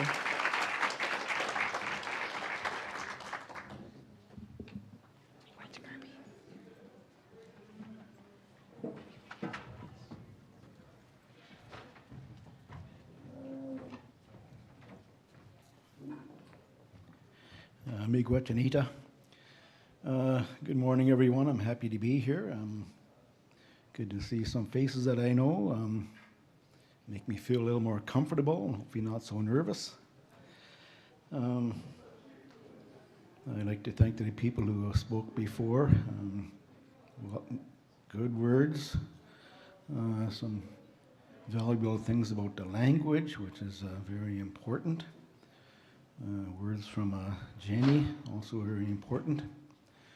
I've been asked to do a bit of a presentation on Algonquin history. There is a lot of history, a lot of research has been done, as well as oral research. And I'll try to do what I can to convey at least some idea of Algonquins in the Kitchissippi Valley, the Big River Valley, the Ottawa Valley. Starting out with a bit of archaeology, which leads up to the time of contact. What happened at the time of contact, the first European contact, and what happened since then, impacting the Algonquins, trying to demonstrate where the Algonquins were at the time of contact to show that the Algonquins were here and continue to be here. An idea of the number of Algonquin reserves and First Nations who don't have reserves in the territory today, and give an idea of what happened, what colonialism occurred, and try to demonstrate that, and the major impacts that it had on the Algonquins culturally, economically, socially, and try to give some background, some truth to what has happened, and an indication of where we stand today. I think Chief Casey gave an idea of that, and you'll hopefully when you listen to my presentation, you'll hear what he was talking about. So I'll get right into it. I've been academically trained, university trained, so I have lots of slides. I have a very difficult time when I put a presentation together. I throw a whole bunch of stuff in there, and then I have a really hard time removing anything because that looks important. I don't want to remove it. So I have a number of slides. I'm going to try to get through them. Maybe I'll get Anita to let me know if I'm running out of time, and maybe if I speak too low, to somebody raise their hand for me to speak up, because as I tell people, well, I talk quietly, but I carry a big stick. So I guess I'm supposed to operate the remote. We can change the slides for you. Pardon? You can just say next slide. Okay. Okay, can we go to the next slide? So again, a little bit on archaeology. And usually I try to quote from people, try to get primary sources. My academic training again, I got a BA in anthropology, so, and they want you to write papers, and you got to prove you're not just talking off the top of your head, you got to quote people and research it. So Dr. John Luke Pilo of the Canadian Museum of Civilization states that it goes without saying the region, in this case the Ottawa Valley, Native people have a very special relationship with the area's ancient history. While archaeology is difficulty dealing with the ethnic identity of ancient occupants, it is certain that links exist today between today's Native people and those of the distant past. So what he's saying is that archaeology, they won't say, well, we're the Algonquins, descendants of the Paleo-Indians. They won't say that. They say, maybe, maybe not, eh? So anyways, I'll try to give my opinion on that in the next couple of slides. Next one, please. So they've compartmentalized different stages of history, archaeology, prehistory. And I guess after the Champlain Sea receded and the ice receded, they call this the Paleo-Indian period, 12,000 to 8,000 years before present. The finding of Paleo-Indian artifacts in the Rideau Lakes area, just close around here, confirms that Paleo-Indians migrated right to the edge of the Champlain Sea. So the sea is receding. It also suggests a strong possibility that they penetrated to the boundary of the Champlain Sea in the vicinity of Pembroke, 80 miles west of here. So again, so there's proof of people being here 8,000 years ago. Next slide, please. The next period, 8,000 to 3,000 years before present, is they call the Archaic period. And the most prolific archaic site found in the valley is at Morrison's Island, next to the city of Pembroke. It is believed to be about 6,000 years old. The Morrison Island site is one of the richest that we know of in this respect. We not only find axes, points, needles, fish hooks, barbs, and other tools, but also numerous bits of copper. So we have an idea of the implements and tools that they use to survive and to live and make life easier. Like axes, right? You're talking 6,000 years ago, barbs, fish hooks. And copper, there was a trading network at that time too. So copper probably would have come around Lake Superior and then traded between the peoples at the time. And Morrison Island, we find out later, was the home of the Algonquins, the Kitchissippi Algonquins, whom Champlain met in the early 1600s. And Chief Tessawat and the Big River people, that was the kind of the headquarters of that nation, part of the Algonquin nation. Next, please. The Woodland period. So this is the years before European contact. 2,800 years before present to the time of European contact. And this is actually my quote. Given that the Algonquins are known to have been present throughout the Kitchissippi Valley at the time of European contact, it is quite safe to assume that the woodland people of the valley were the immediate predecessors and ancestors of the Algonquins. In other words, they were Algonquins. So we go back to John Pilo's quote about archaeologists have a very difficult time determining who the people were before contact. So you have to think about, well, the day before contact, the Woodland Indians lived here. When Champlain came here in 1613 and met the Algonquins, does that mean magically the Algonquins that day came into the territory? or maybe they were descendants of the woodland Indians. So in my view then, our ancestry goes back further than the time of contact, back to more the ancient peoples. Thank you. Next one. So now we have the period of contact, and this is actually a map produced by the historians Gordon Day and Bruce Trigger in 1978. And I'm assuming that they got the locations from research on, let's say, Champlain's journals, other explorers and missionaries, and they give the approximate location of the bands at the time of contact in the shaded areas. So we have the Wescarini in the northeast. I think everybody can see where Ottawa is, in the Ottawa River. And we have the south of that, the Anon-Chataronen, which is actually a Huron word for people of the geese. And I think they were Chief Iroquois' band of Algonquins. Down by where the border of Ontario, so we have the Matawaskarini, the Algonquin people who lived along the Madawaska River. Above that, we have the Kenouch, it was called the people of the Pike. And we believe that at Pikwakanon we're kind of descendants from that historic band.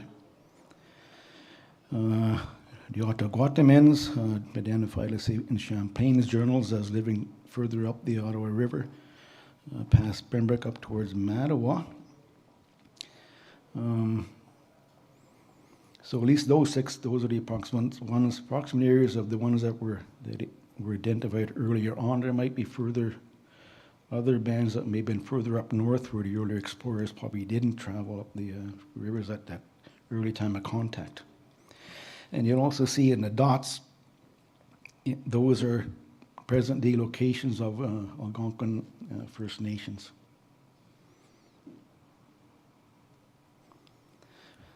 And so that's kind of the Ottawa Valley watershed, and proof that the Algonquins were here at time of contact and still are here today.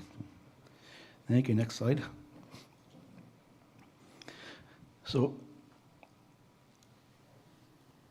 jump ahead to 1824 because this is a Algonquin description of their territory, and it's probably the best, most accurate description or succinct description that the Algonquins provide. And this is from an excerpt of a letter or transmission from Captain Lamoth of the Indian Department, 1824. So after the War of 1812, they had put together they put the Indian Department in with the military. And so this captain has the honor to transmit to the information of Sir John Johnson, Superintendent General of Indian Affairs, a map of the tract of country claimed by the Algonquins and Nipissings and their hunting grounds with a memo explaining the extent thereof. So this next one is a quote. Next slide is the quote.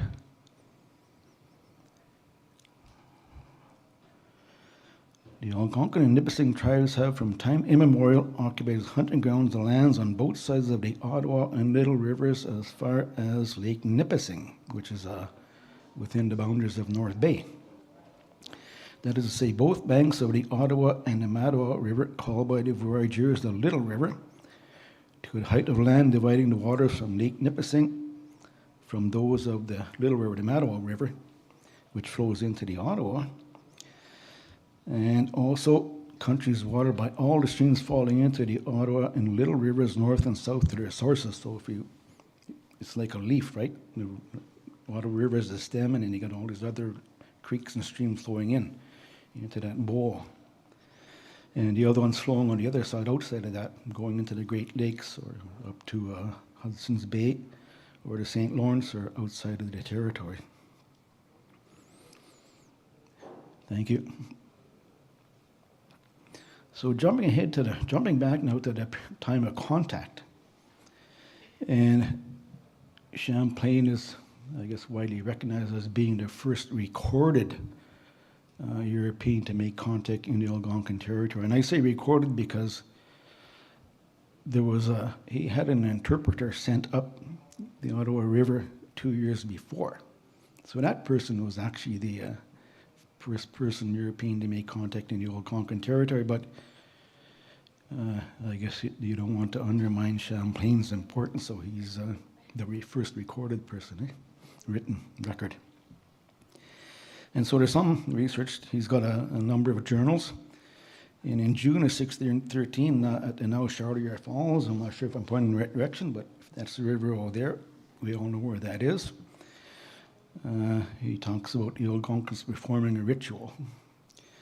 And he writes, having carried their canoes to the foot of the fall, they assemble in one place where one of them takes up a collection with a wooden plate into which each puts a piece of tobacco. So there we have the use of tobacco in ceremonies.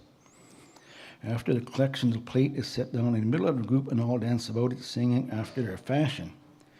Then one of the chiefs makes a speech pointing out that for years they've been accustomed to making such an offering and that thereby they receive protection from their enemies. When he has finished, the orator takes the plate and throws the tobacco into the middle of the falls, the boiling water, and altogether they utter a loud whoop. So, evidence of the Algonquins being there at the time of contact, and Champlain coming through at that period in June of 1613. Thank you. I think we jump ahead here. I have notes, I'm not even reading them,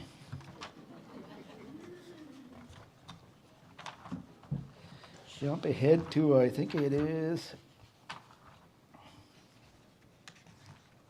1637. I don't have the date on this one, but on the left, the drawing on the left, that's actually from Champlain's journals. And it's Algonquins in Aboriginal dress. So people will have the vision of Indians or indigenous people at early periods of running around naked in the bush, maybe with a leaf over their front, and not knowing what they're doing. But I think here it shows that they're well dressed, and I almost like to point out that they look like they're in pretty good shape too, not like I look, I'd have a hard time. They're running around paddling canoes hundreds of miles, And I just want to point out they look well dressed, confident, and in good shape. So this is the time of contact. So they must be living well. So on the right hand we have this, explorer Ragueneau, and he recalls the evidence of Algonquin occupation he had witnessed when he traveled up the Ottawa River in 1637. When I had gone up the river only 13 years ago, I saw on its bank large numbers of the Algonquin nation. They lacked nothing. Fish were plentiful, so was the game, and they carried on a successful trade with their enemies. So here, they lacked nothing. Fish were plentiful, so was the game. And if you recall what Chief Rat was talking about, that was important to them. It's like their economy, their lifestyle. Thank you. Next slide, please. Then a few years later, another explorer in 1752 was reported by Franquet that the Nipissings lived next to the Algonquins at the Sulpician Mission down on the north side, which is now Quebec, down towards Montreal. But that they were separate, so there was a mission there, but then the Nipissings and the Algonquins had their own separate villages at the mission, as well as the Iroquois at the time. Like the Algonquin, they stayed at the mission for trade purposes only and left in the late summer for hunting grounds far up the Ottawa River. And that seemed to be a pattern after time of contact with the mission set up, that they would go down to the missions in the summertime, and then in fall they'd go back up to their territories and out into their respective hunting grounds along the rivers. Thank you. Next slide, please. So a few years later, in 1761, another trader, this time an English fur trader, goes up the Ottawa River. And he states that the Algonquins claimed all the lands on the Ottawa as far as Lake Nipissing, and made the following comment on their method of holding land.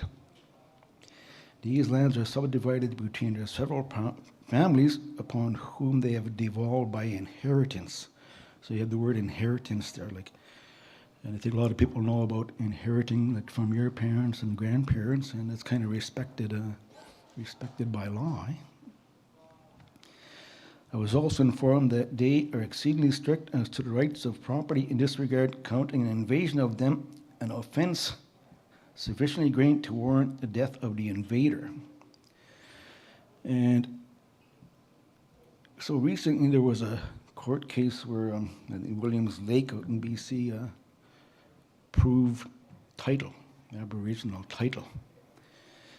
And I know that it was very, very, very difficult to get that done. They put in a claim for all of their territory, put in mounds of evidence. I don't know how many years, of how many millions of dollars they spent and years they spent. At the end of the day, the court recognized 2% of the territory as title. And one of the criteria was that, well, you have to have defended your territory, claimed it, And so what I hear is that in this case, the Algonquin is saying that if somebody invades their territory, like without their permission or consent, well, maybe you might die, So that's kind of a exercising like dominion over your territory. Next slide, please. The Royal Proclamation 1763, I think probably most people have heard about it, but it was produced by the King of England in 1763, and I think that was in response to the fact that a number of Indian nations were warring against the British because, well, they were taking their land and not living up to their promises. And the agreement made with the French when the French capitulated to the British in 1760. They were not to molest the Indians if they choose to remain on their lands, but obviously that didn't happen. So a number of the nations, including Pontiac, were warring against them. They had taken over a couple of the forts, and a number of forts were under siege. And so, of course, the English and the British were afraid of losing their foothold. So they came up with the Royal Proclamation. That's my view of how it came about. We have to appease the Indians, otherwise we might lose the warring that's going on. So in this case here, just jumping back 1824, there's a number of petitions, like quite a number of petitions by the Algonquins, and a lot of them referred to the Royal Proclamation. The Algonquins and the Nipissings were given a copy of the Royal Proclamation either in 1763 or at the Treaty of Niagara in 1764. And evidence indicates that they carried that Royal Proclamation with them for 84 years.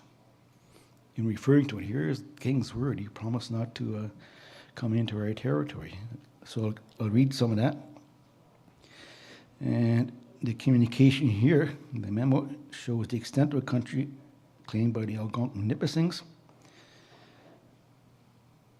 as hunting grounds by His Majesty's Proclamation dated 7th of October 1763.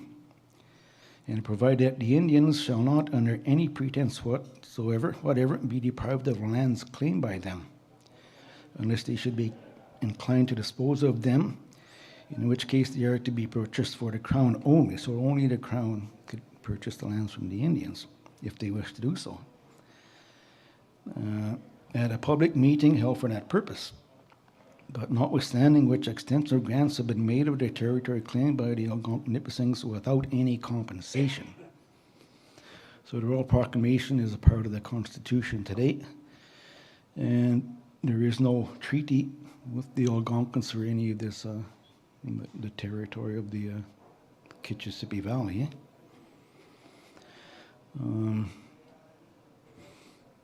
Next slide. There is we used to have a copy of the Royal Proclamation that's in the archives. It's the large written, actually, one that's written by the British. And in the margin of that, we had, well, Sir William Johnson was the Superintendent General of British North America. And he was the one who helped transmit the Royal Proclamation in 1763, 1764. And then he was succeeded by his son, John Johnson.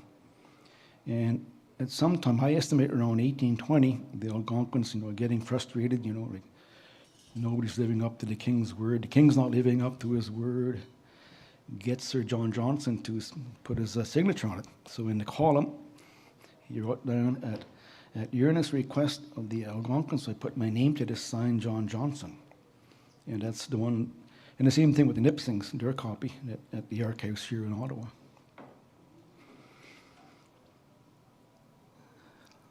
Okay, next slide.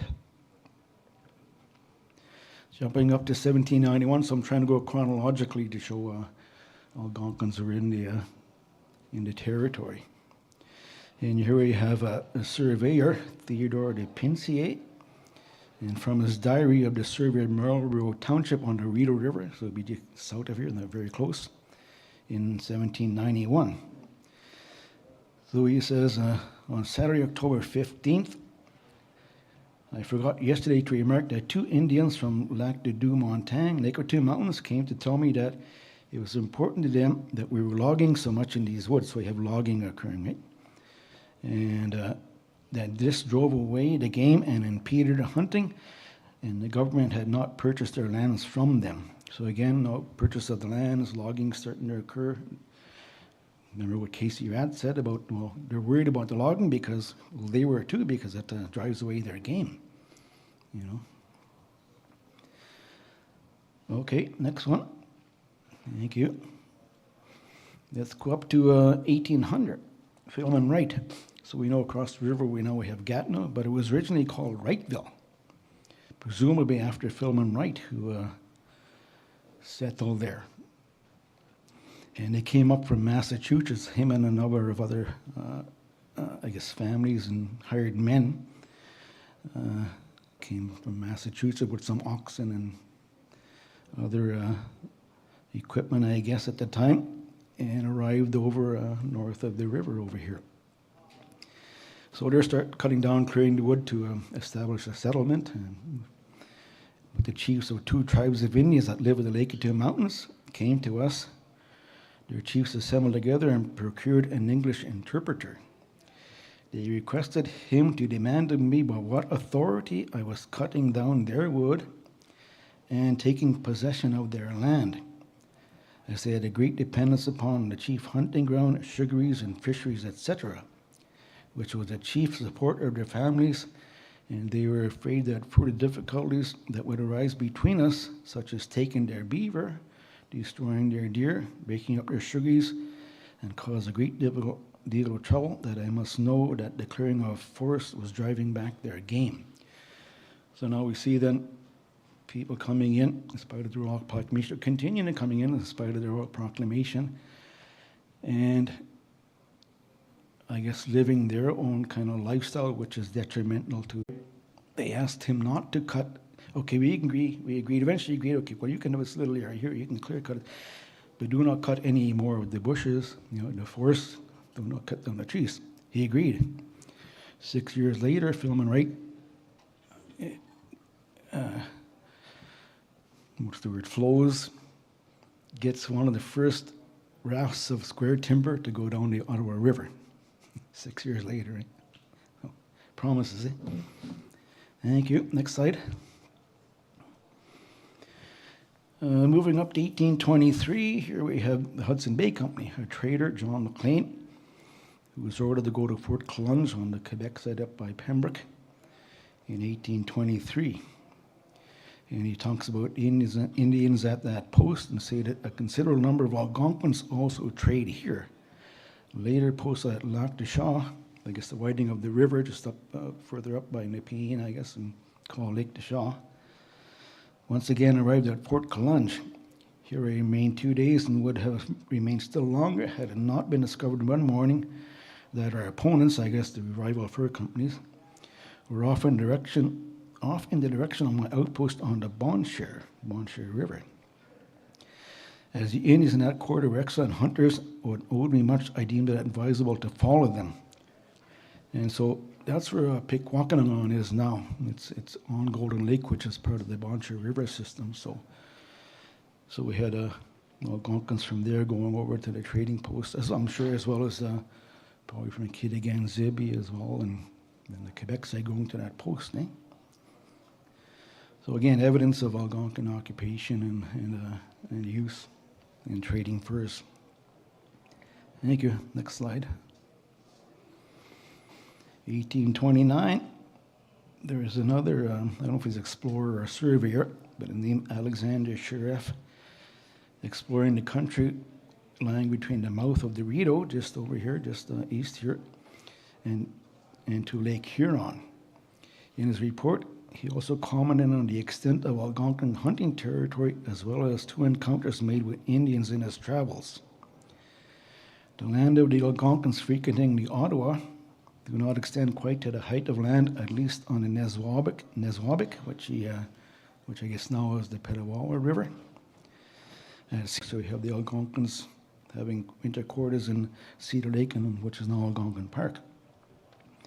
A much better route from the Ottawa by a stream entering the Cedar Lake from the north and communicated with another called the Indian. Here, I think now we're starting to see now how colonialism, settlement, lumbering is affecting their lifestyle and their economic way of life. So in 1840, they petitioned.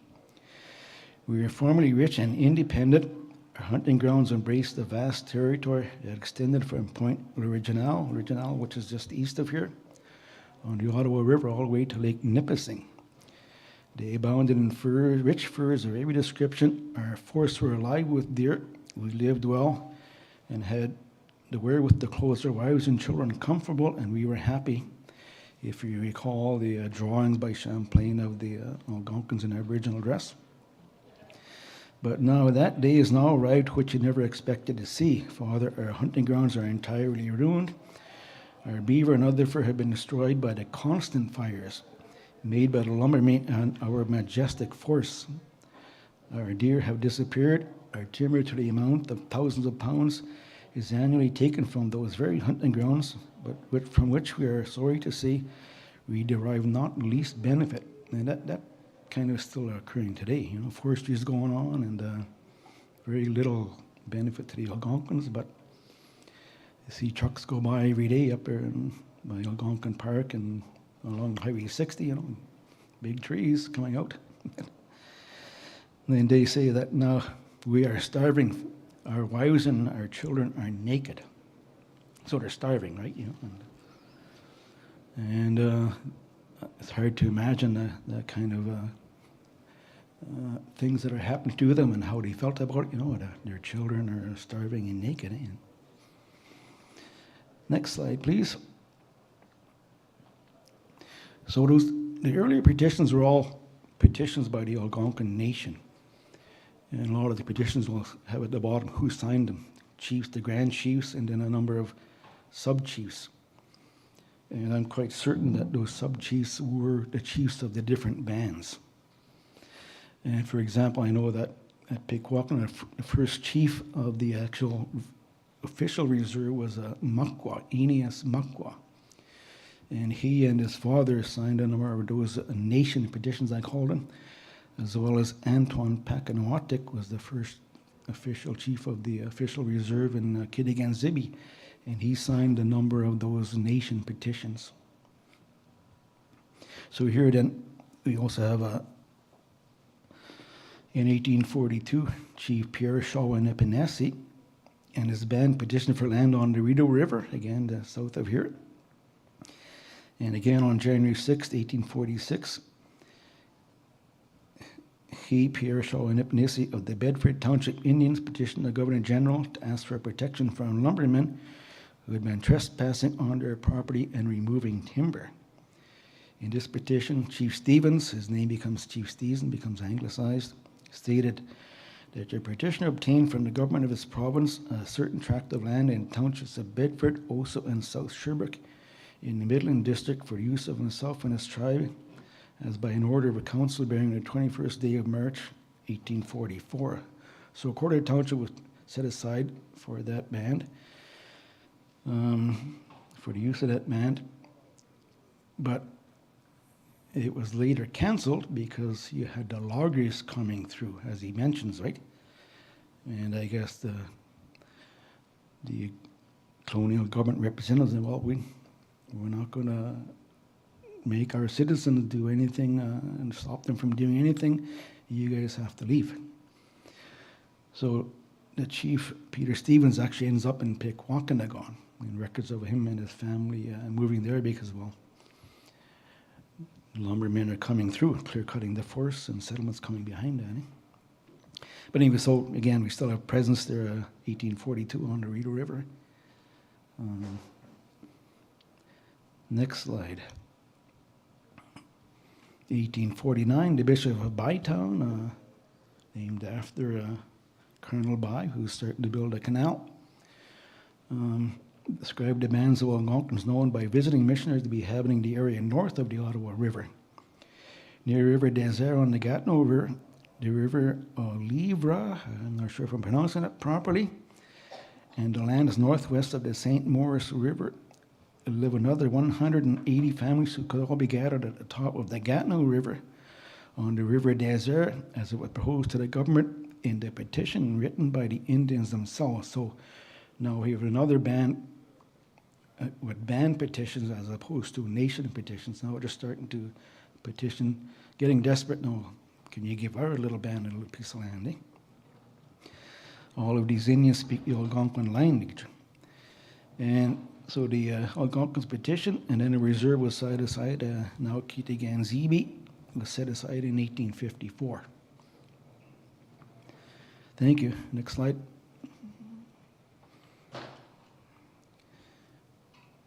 And this one here, it's kind of long, but it demonstrates the frustration of the Algonquins. Still an Algonquin nation petition. And this one is addressed to the Honourable Commons of the Province of Canada, united in Parliament in 1851. That having stripped them, in fact, of the land which is their inheritance, again, inheritance, nothing has been given them in exchange. That having remained a hunting people while you've destroyed all the means of hunting for them, your petitioners, leaving the families without help, have continued to go in convenient seasons to the depths of the forest to seek furs and to trade them. But the uselessness of this occupation is of such a nature as to render it derisory, to the point where few among them venture to follow it, and that many remain in their village, discouraged, without hope and without resources, that the poverty which is the result of this has as its companions miseries of all kinds and sicknesses which quickly harvest their wives and children, that their plans of colonization, of land appropriation, so they become very cognizant that this is what's happening and continuing to happen, colonization, taking land. They cannot, so frustration, they cannot say with justice to their posterity that their faithful adherence and confidence in civilized man has been for them definitely after 200 years of waiting, so they're talking about the relationship of 200 years, a cruel deception and the source of the greatest of evils. So frustration, and poverty and helplessness. But also that year, then Timiskaming Reserve was set aside in 1851. I think an hour or two further north of the actual Lake Timiskaming. How am I doing time-wise? Getting close? Okay. Okay, let's jump ahead then.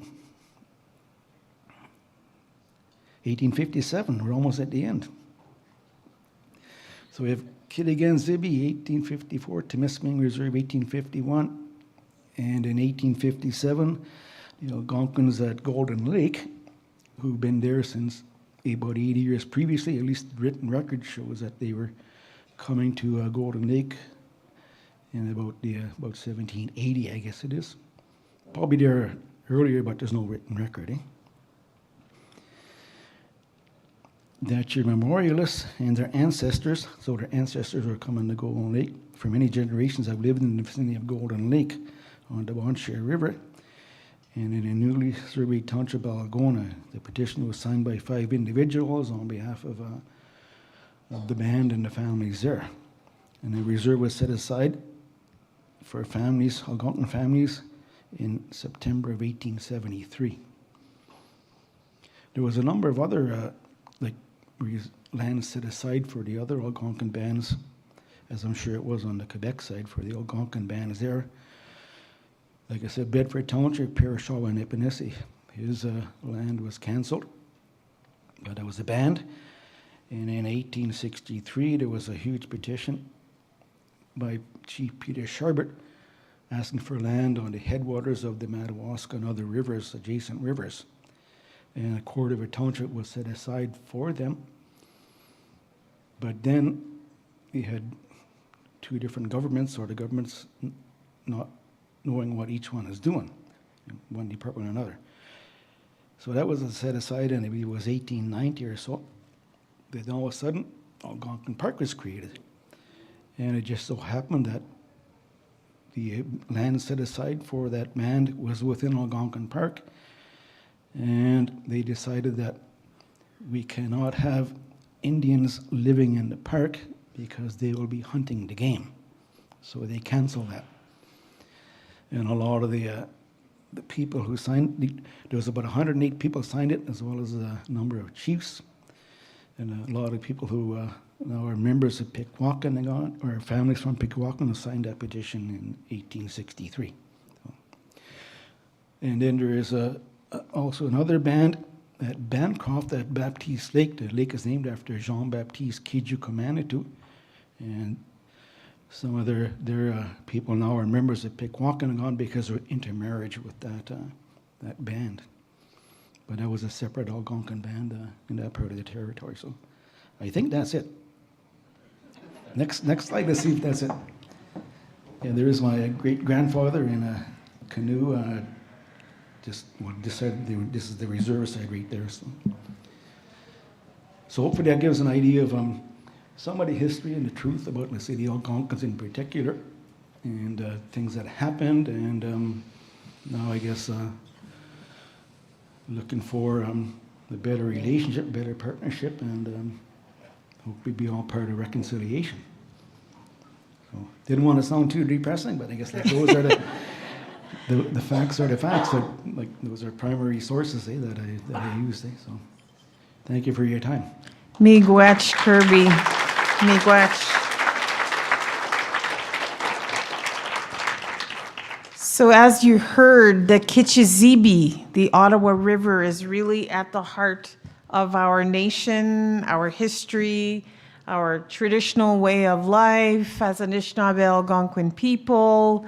All of our communities shared this beautiful river. And can we all say Kichizibi? Kichizibi? Miigwech. This is how I would like to speak about the beautiful river, and put aside Ottawa River. Just go back to the original name. Miigwech Kakana, thank you for that. Are there any questions for Kirby? Yes. What a great presentation, Kirby. On the 1764, great presentation. On the 1764, a lot of the government lawyers are saying that's when Canada asserted its sovereignty. But Fred Plain, who was from the Kettle Point community, he said in 1764, his people witnessed 800 bands or 800 canoes that were full of warriors that were going to that meeting. And so the logic is that it wasn't, you wouldn't be going to that meeting if you're going to surrender. He says what they witnessed was an army going to that meeting to say that they were military equals. And that's why that date is so important, and you really get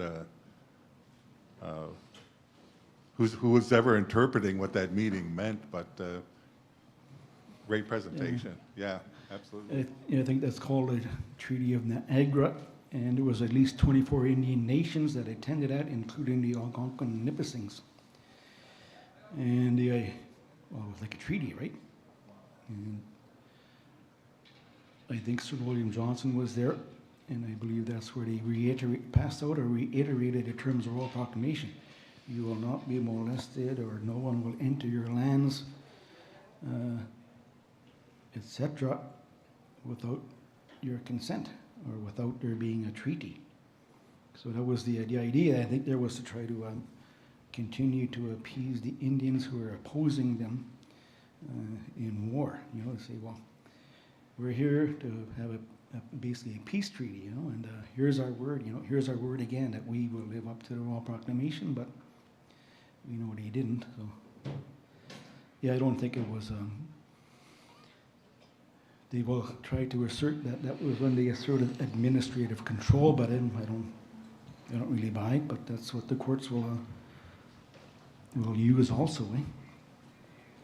Administrative control. So, like when you start putting up townships and surveyors, you know, well, that's evidence of, you know, starting to assert administrative control. And I guess that means that, well, that kind of reduces the sovereignty or the of the First Nations over the lands, eh? And that's what the courts have decided in a number of cases. Miigwech, Kirby, one thing I'm very happy about today as a result of your presentation is that to my left, we have a group of Anishinaabe Algonquin youth here from Anishinaabe Ojibikon. So they're young archaeologists. They're learning about archaeology, and they're here today. They're going to present later this afternoon, but they've been learning from Anishinaabe Algonquin knowledge keepers today, including your very valuable presentation, Kirby. I want to say, Miigwech, thank you for sharing your knowledge. Miigwech.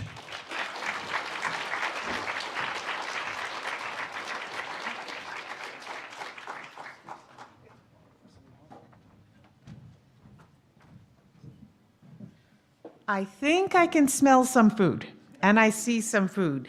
It is now time for some delicious food prepared by the college's food services and Anna Cote's food of the Birch Bite.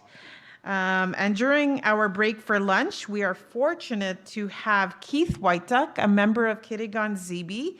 He will be playing music for us. He is classically trained. He's wonderful. And then at about 12:10, 12:15, we'll have a speaker. Mr. Lionel Whiteduck will be coming to the stage to share a bit of his lived experience with us. So Wayne Ojic was supposed to be here with us. He's not feeling well today, unfortunately. We'll bring him on campus at another point. So Lionel's going to share a bit of his history in aviation and traveling the north and a lot of good stories. So enjoy the food, enjoy the lunch, enjoy the networking. Miigwech.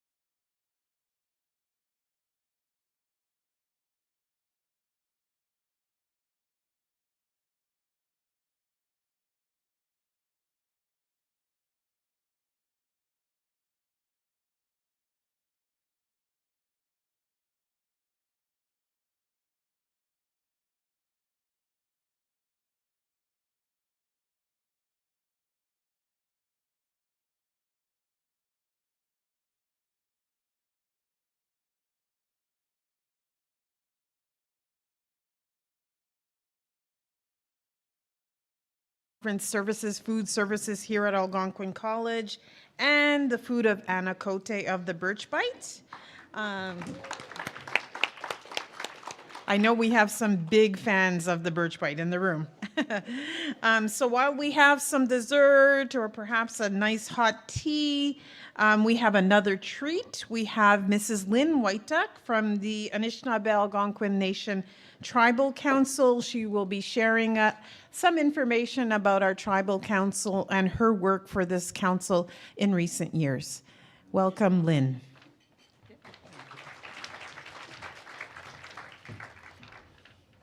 Hi, I'm Lynn Whiteduck. I'm from Kitigan-Zibi.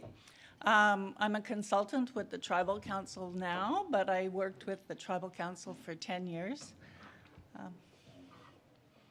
A clicker. I have a clicker.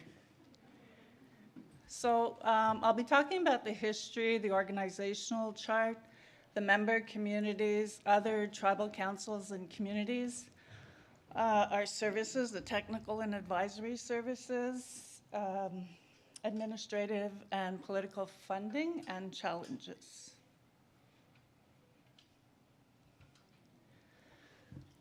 So before the Tribal Council, services were offered by Public Works Canada, and they were delegated to the Tribal Council, which is a creation of the federal government. It was created in 1992 with 5 member communities.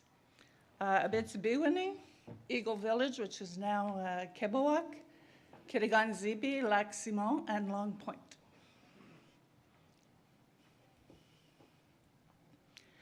In 1996, we started offering technical and advisory services, which were engineering technician, architectural technician, construction technician, and human resources advice. See, I can't see now.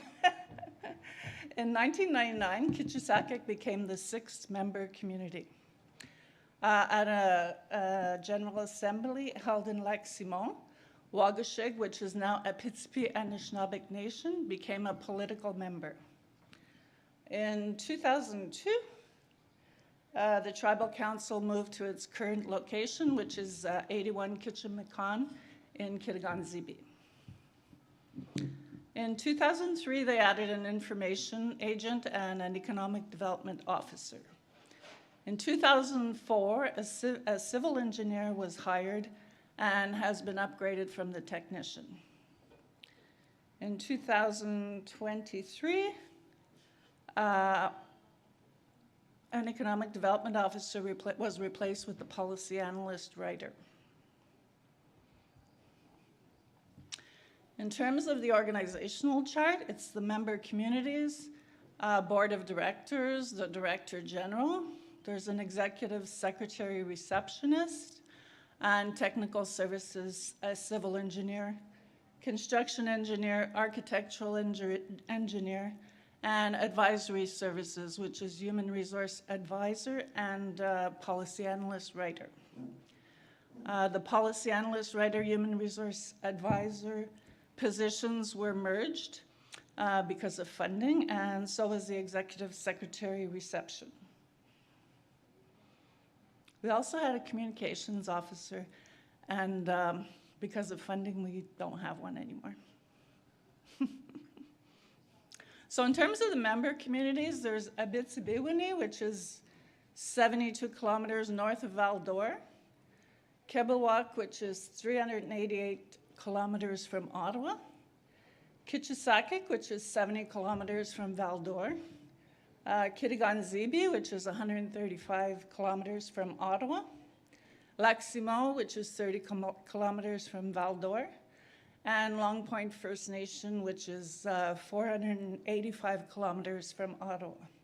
So if we go in a circle when we're traveling, it's about 1,000 kilometers around.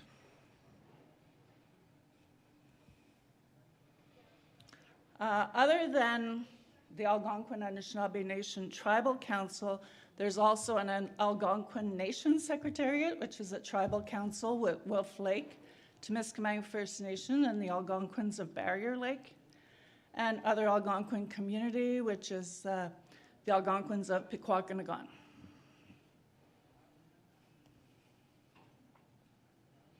So there's 3 branches: the administration, which is management and finance, the technical services, and capacity building.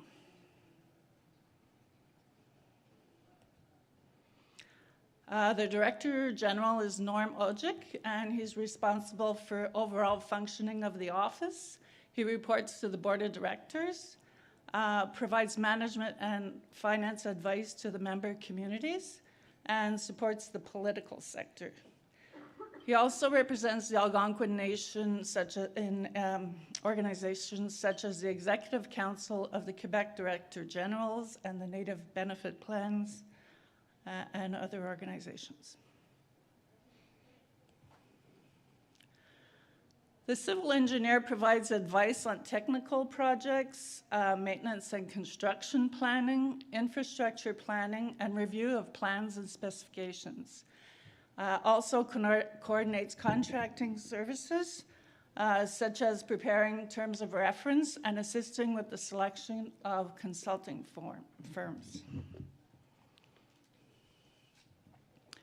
The construction engineer performs conformance inspection for housing and community buildings, building conformance code information, provides cost estimates for community projects, produces preliminary concept design for residential and community buildings, and assists in the preparation of terms of reference and the analysis of bids and proposals. The architectural engineer develops execution plans for residential projects and conceptual plans for institutional and commercial projects. They develop construction specifications and call for tender documents. They perform site inspections and follow-ups on construction projects and provide cost estimates. So all the technical services people are constantly traveling to the communities, so it's quiet in the office.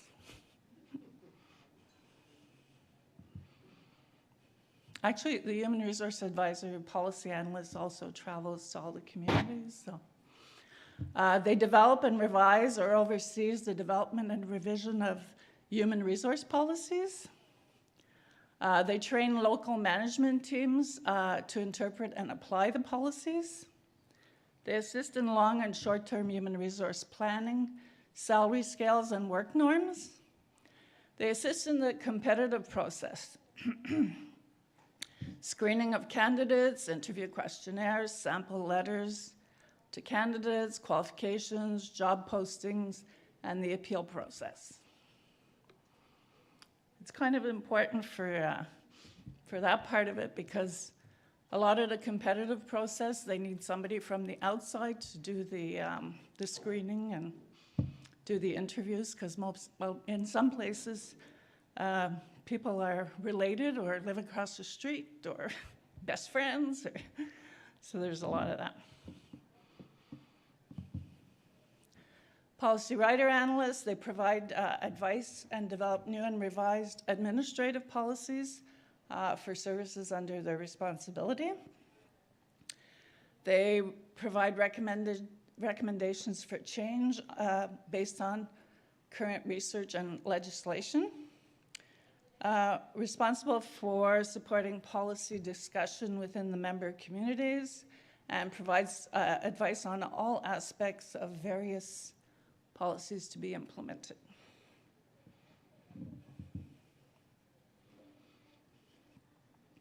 In terms of funding for the administrative sector, there's a Tier 2 $350,000 to cover administration, capacity building, and overhead. The technical services are funded separately, and there has been no increase year after year. Surpluses have to be spent in the program it's generated, and there's no flexibility. They cannot also use funds for political activities or advocacy. So the services that are provided are at no cost to the communities.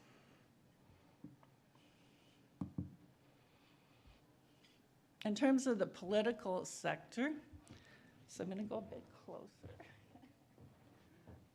So there's 22. Okay.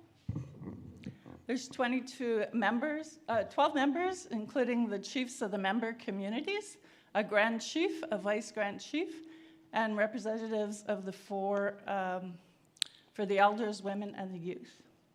The grand chief right now is Savannah McGregor. She was formerly the grand chief, and our grand chief passed away a few years ago, and she's replacing him now. Our elder representative is, okay. Our elder representative is Alice Jerome. Women's representative is Shirley Tolley. Our youth representative is Jennifer Tenasco.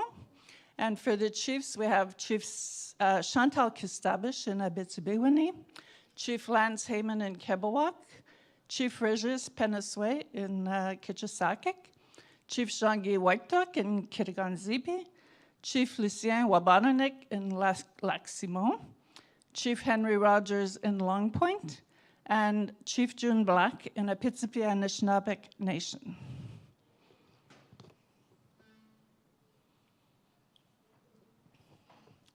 So the political sector is not eligible for funding from the federal or the provincial government, and it operates off previously accumulated administrative surplus when there's flexibility.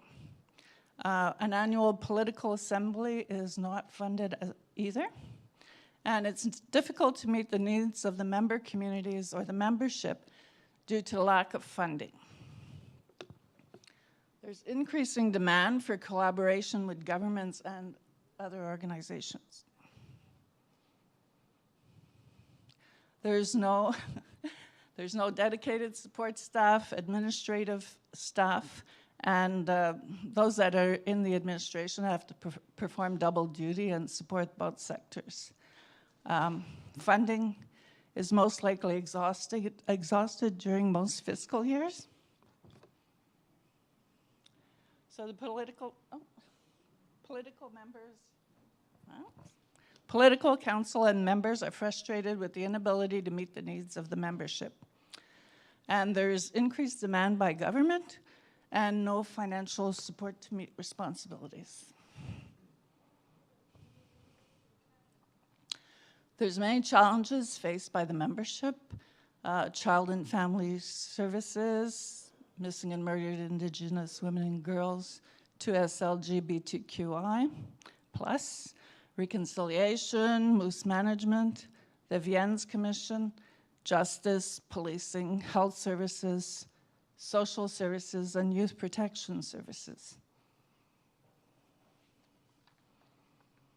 In Kitiganzibi, we have two young women that are missing, Maisie Ojic and Shannon Alexander.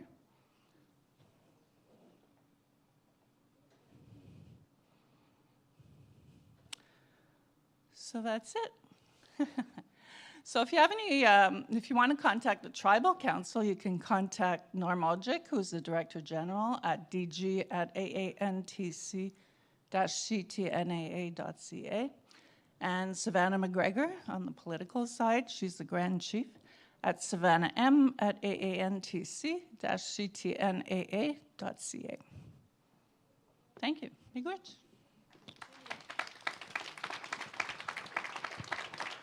My voice was all shaky.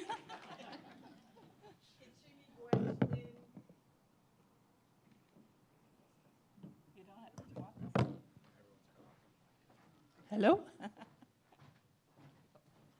Kichimiigwech Lynn. Oh, don't go too far. We may have a few questions. It's really wonderful to have you here on campus to share about the work of the Tribal Council for our nation, the challenges. Many non-Indigenous peoples do not really know what Tribal Councils do for the people and the hard work and the challenges. So miigwech for sharing. Are there any questions in the audience? President Brule. Test. Okay. Oh, thank you very much for the presentation, Lynn. I'm curious about the HR practices and how you integrate them with your traditional cultural practices. Oh. So I think most of that is reflected in the job descriptions. So the people they're looking for, they have certain criteria based on the community or based on the culture. So I think that's where it shows up. And then the interview process is in line with that. I can share a little bit in this area too. I know when I was being interviewed by the college back in the late fall of 2023, I went into a large boardroom, and I was at this boardroom table with the president and other leaders of the college. And after I was hired, I did share with the college leaders that our next interview with an Indigenous candidate, I would like to see in a circle. I would like the boardroom table to be put aside and for us to have a circle, to have that conversation, that relationship building, that eye-to-eye contact. And in fact, that's what's happening now. When we interviewed for an Indigenous Board of Governor, it was in a lodge here on campus in the Nawapun space. It was held in a circle. An elder was present. We had an opening prayer and a smudge. So that's part of the interviewing process here at the college now. We've made changes. And changes in institutions does not always take money. We don't need a project. We don't need a proposal. It doesn't take many meetings to make these changes. It takes willingness. It takes champions within the institutions to make those changes, to make employers, places of employment welcoming for Indigenous employees. Any other questions? Oh, yes. I'm impressed with your technical support that you have a civil and a construction engineer. I'm just wondering, with the diverse and broadly scattered and probably geographically different communities, must be a real challenge for them to get around and address problems in real time.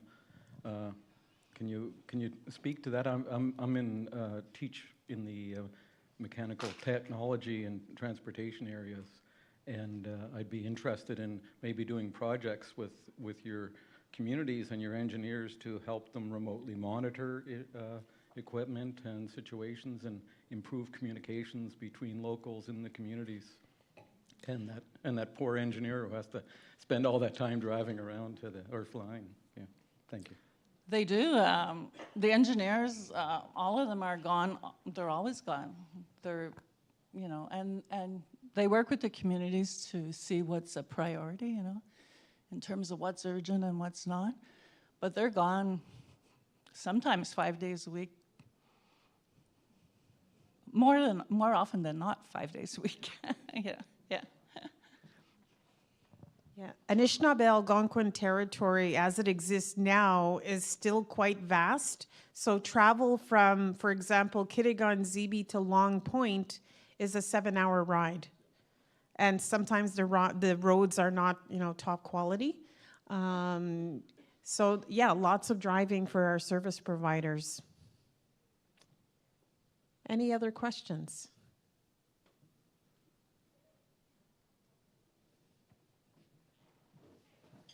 On the list of services, I didn't see education. Where does education fit?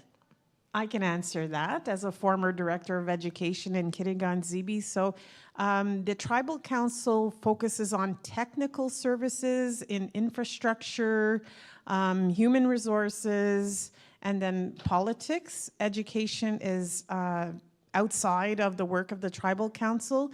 We have talked about in recent years bringing it in, but steps haven't been taken yet to put that in place. In Quebec, many communities are under the First Nations Education Council as our regional body that lobbies for education funding. So in Ontario, there's also a couple of regional management bodies that lobbies for funding and supports, builds capacity for nations in education, in administration. Thank you for that question. Okay, Miigwech, Lynn, thank you for spending time with us with your day, and we're honored by your knowledge and your lived experiences in working for our nation. Miigwech. Okay, last presentation. Last but not least, we're going to hear from the Anishinaabe Ojibikon, a group of young Anishinaabe Algonquin people from several communities.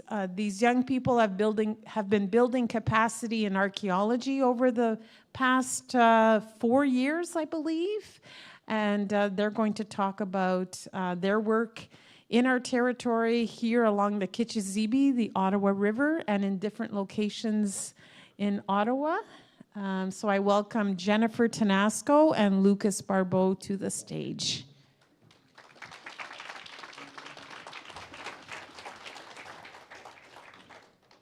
I don't know. Do we have a PowerPoint, sorry? Oh, yeah. Thank you. Do I just go like this too? Or no? Huh? Okay, next slide. Oh. Oh, the big one? Wait. Oh, okay. Okay. Okay. So, yeah. Koe kakana Jennifer Tanasco Nadijnakas Kitaganzivi Nanonjama. Hello everyone, my name is Jennifer Tanasco and I'm from Kitaganzibi, and I'll let Lucas introduce himself. Koe kakana Lucas Barbeau Nadijnakas Kitaganzibi Nashija Dawang Nadonjaba Niadwana Kemen on Anishinaabe Ojibikon. My name is Lucas. I'm actually an Algonquin College alumni, so I'm very happy to be here. I've come from Kitagan-Zibi, but I was born and raised here in Ottawa. I've been on the Anishinaabe Ojibikon team for 2 years now. Thank you. Yeah, so we're here just to talk briefly about our work and what we do. So yeah, I'll just get into it. We're Anishinaabe Algonquin-led archaeological field school between the two communities of Pikwakanagan and Kitagan-Zibi. So half of our members come from Kitagan-Zibi, and then the other half come from Pikwakanagan. And we originally started like right after COVID. Oh wait, I'll go back here. And yeah, I'll just talk a little bit about the partnerships that kind of make our field school for what it is, just for background information. But yeah, so I mentioned the two communities, and then we originally had oversight by the NCC for a couple of years, and as well as the Canadian Museum of History, their curator of archaeology there, Pierre Desrosiers. We get our funding through Indigenous Services Canada through their strategic partnership initiative, which we're partnered with Public Service and Procurement Canada. So that's kind of how our funding comes from, and how we get archaeological oversight from the NCC, and then a list of honorables. For Algonquin College, we were here our first year. We used the lab space at I'm not sure the building over there, but it was the main large space, I guess, and we used that for our lab work. And then CCI, we were able to collaborate with them for a couple of things. We did workshops with them, and actually, over in the corner over there, we have a table of artifacts. And so one of our main what kind of started the genesis of our program was the point on Parliament Hill. And so, but through CCI, they were able to make replicas, and so that's kind of how it fits into our logo and things like that. But yeah, and then just a couple of other list of honorables. So yeah, just to talk about the origin quickly, I mentioned the mokoman, but so in 2019, a mokoman, which means knife in Anishinaabemowin, was found on Parliament Hill. And so that's kind of where our leadership came into play. Kitagan Zibi's counselor at the time, Doug Ojic, he kind of, there was a lot of discussion about what should happen with the mokoman, and so it was kind of discovered that there was a need for Indigenous presence in the field of archaeology because they didn't really know what to do with the knife or kind of how to go about it. So our leadership came into play, and really Doug kind of got everyone together. He got Pikwaknagan's leadership involved, Merv Sarazen, and there was kind of a lot of discussion of how to move forward. And so the idea of the field school came up, and this was right before COVID. So unfortunately, we were supposed to start in 2020, but because of COVID, we were held back a year. And so in 2021 was our first year of the field school. And so it was the pilot year, and so they wanted to see how it would work. So they took 4, I'll say, participants or youth from Kitagan Zibi, and then 4 from Pikwaknagan. And so myself and my sister over there in Dakota, we were all part of that pilot year. And yeah, we worked with Pierre Desrosiers, and just from there we've continued to develop the school of for what it is today. And for our first year too, we didn't really have a name, and then in the second year, when we were working more closely with the NCC, and so we were able to establish like a better kind of organization for our like a work plan for us to go forward and our goals and aspirations moving forward. And so yeah, we've been in the field since 2021, and throughout our progress too, we've been able to gain more and more youth and more people. And so that's why we have Lucas here, who joined the year after, and then Jade as well over there, who's also Algonquin College alumni. Oh yeah, and who also did the logo. She graduated in game development, but yeah, very talented artist. I'll go back to our logo. But yeah, she kind of did our whole logo for us. So yeah, just to talk about a little bit of what we do. So our main, like, we have gained oversight over the years from multiple different people and multiple different archaeologists, and so we were able to kind of extrapolate like bits and pieces of information from them, and so like from point A to point B of what we do, like from putting in a grid system to the archaeological report, like we've done it all basically. And so we're very privileged and very lucky that we've worked with so many people. And yeah, but so our work primarily focuses on pre-contact sites in the National Capital Region, so Ottawa and Gatineau, and mainly along the Kichizibi, the river there. And so, well, a lot of the sites are just right along the river because it was our highway back in the day. Used it for traveling and so forth. And so there's a lot of campsites and portage sites along the river. So yeah, we and so in an effort to kind of like do archaeology our own way, we implement ceremony. So each site that we go to, we do an opening and closing ceremony just to say thank you to the land, because we are physically digging into the land and taking artifacts, and also in a way to thank the land for holding on to the artifacts for us. So yeah, and then we do surface collecting, where we just go along the river, and because of the erosion of the shorelines from human activity, they're just right at the surface level. So we're able to just pick them up. And a lot of those artifacts at the back actually were surface collected, and I mean, it's pretty cool. And so we do site identification. Actually, recently, Lucas found a site, or like but it's very exciting, and the work we do, and we do test pitting, meter by meter square excavation, stratigraphy, piece plotting, artifact identification and cataloging, photography, and social media. Ooh, should I click, or should we?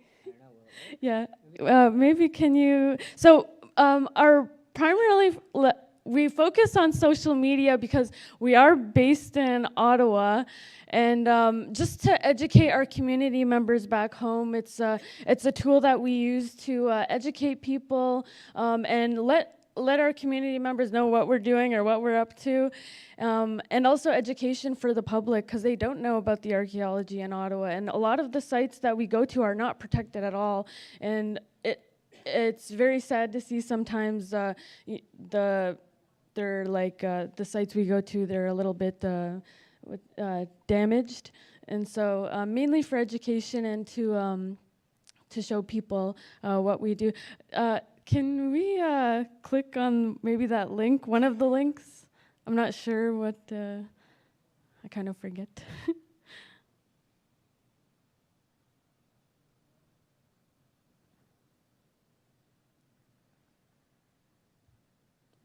Oh, maybe not.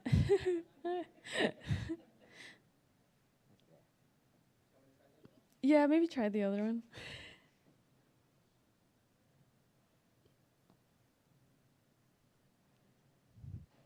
It usually works, I swear. Oh, okay, maybe not. Maybe not today, okay. But I mean, that was just like a visual, like a video, just to show what we do, and what we do, I guess. Yeah, everyday stuff. And so I'm gonna pass it over to Lucas, and he's gonna talk about this. Okay, which button am I pressing here? Just the big green one. Okay. Yeah. Perfect. All right. Yeah. So I just want to speak a little bit as to why Indigenous-led archaeology is important. It was, as was spoken of earlier, our communities were able to come together and recognize the need to have Anishinaabe people involved in the archaeology in our territory. Unfortunately, the archaeology in our territory is also very, I think it's going a lot slower than in other territories. I don't know if this is necessarily due to the geopolitical world that's happening here and at being the capital of the country. But now that we're involved, we're really hoping to encourage academia to value and respect our traditional knowledge. So we really try to work with our elders and our knowledge keepers in our communities as much as possible. Usually every year we have them come down to the sites that we're working on, specifically Kibeshanon, which is most commonly known as the Limi Lake Park, which is managed by the National Capital Commission. We're very lucky to have them come down and share with us the knowledge that they have about the sites, about old stories. We've had Lionel come out a few times. He's shared with us many times. We've had Jenny come, and same with Anita as well, and some other elders from both Bikwaknagan and Kitagan-Zibi. We also hope to ensure that cultural and spiritual sensitivity and respect of the ancestral sites that we work on and the objects that are also removed from the site. As Jennifer mentioned, unfortunately, there's no protection for archaeology and archaeological sites that are happening on federal lands. So most of the sites that we work on are on NCC managed lands, and so there's no federal framework in place to protect these sites. And there's many threats that exist. There's the erosion due to the artificially maintained high water levels, due to the hydroelectric dams in our territory. the two main ones on the river on the east side and the west side, as well as general human activity on the waters. There's no wake zones enforced on the largest part of the river, just in front of Parliament Hill, which is happens to be where one of the largest sites in the National Capital Region is. It's 3/4 of a kilometer long. It's BIFW 18 at Quebec-Chenon. And then there's also the issue of artifact collection by non-Indigenous folks. We actually had a couple return some objects to us last year. Last year. I'd say there were thousands of artifacts that this couple had managed to collect over the span of just a few years, 2 or 3 years. We're very grateful that they returned them to us, and that we'll be able to manage them appropriately and to honor them. And we also wish to allow connection between the past, present, and future for Anishinaabeg. So we really hope to reverse historic dispossession of and from our ancestral items and culturally significant places and spaces. So when we speak about Quebec-Chenon, this is a gathering place for thousands of years. There's a site very close by, right at the mouth of the Gatineau River and the Ottawa, where they meet. And I think there's a relative carbon date pulled from that site at 7,300 years. So we know that our people have been there for a long time and gathering at this place. So we kind of feel that when we're there, we're able to honor the land and kind of use it in a more contemporary way that our ancestors did. So the work that we do really is much more than archaeology. It's restoring and maintaining our relationships to the land, to our culture, and our objects as well. And we also, I think we do a pretty good job at having us as representation in the field of archaeology and academia. As far as we know, there's no one in the territory doing the kind of work that we do. And we really think it's important to have this representation because we know our history, we know our stories, we have voices, and for a long time our voices haven't been heard. So we think that is a major role that we have in this field and in the work that we do. And we also hope to strengthen proper engagement protocols in order to get consent from our communities. And we also hope to increase our presence in the National Capital Region. As it stands now, unfortunately, I mean, now that we have a lot of our community members in these very prominent spaces, a lot of things are changing very quickly. But for a long time, our culture wasn't properly represented in the National Capital Region. We have, for a long time, we haven't had a formal space to meet. Now we're very lucky with PSPC allowing us to gather at 119 Spark Street, where a lot of the different communities from our nation are able to meet and plan.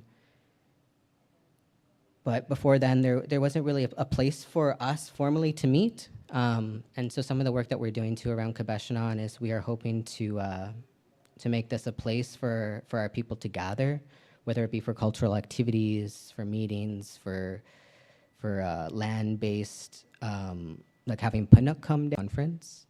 We didn't have a session, but we were just able to participate and listen.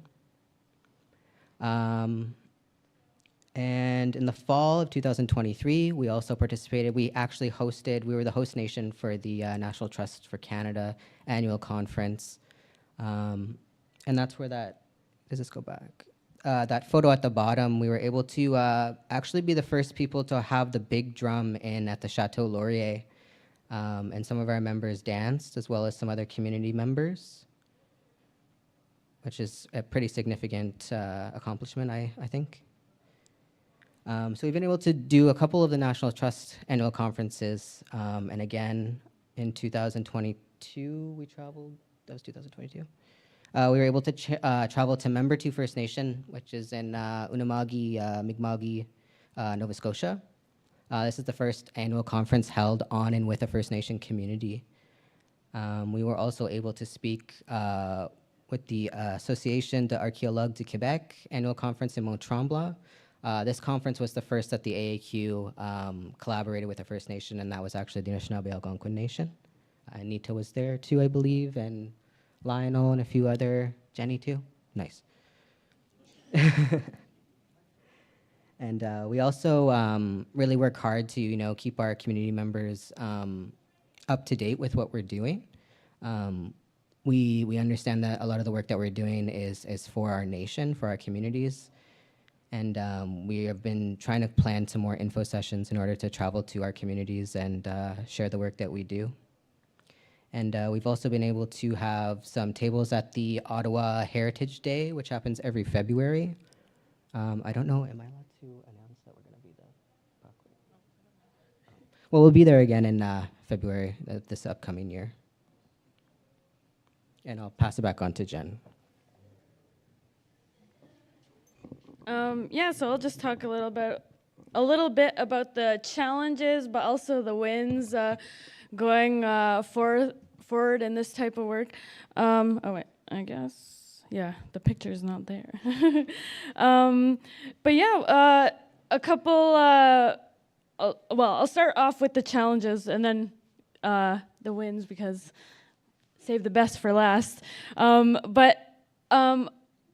So throughout the couple years that we've been working, we've had multiple challenges going forward, and one of them actually being, well, we've had small challenges and big challenges, and just to list a couple of the small ones, we're all young, and so it's like some of us have just graduated, or like we were just, I know our youngest team member was like 17 years old, and we were incredibly young, and so, but that's also a benefit as well because we'll be able to stay in this for a long time.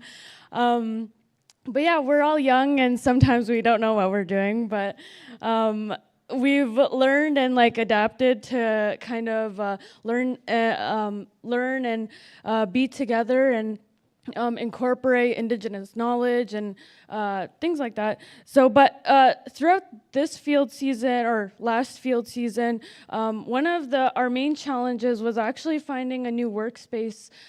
We were working with the NCC, but due to their capacity, we were kind of left without a workspace. So for the most part, we were working from home and trying to figure out like how to move forward and because originally too, we work better when we're all together, and so it was very difficult, I find, in that winter month when we stopped working with the NCC, and we were kind of just left with no oversight at all, and we really had to work hard and figure out like our next steps going forward. But for the main part, we had to figure out how we were gonna get working space, and that's why we're incredibly grateful for the Tribal Council and their space in downtown Ottawa.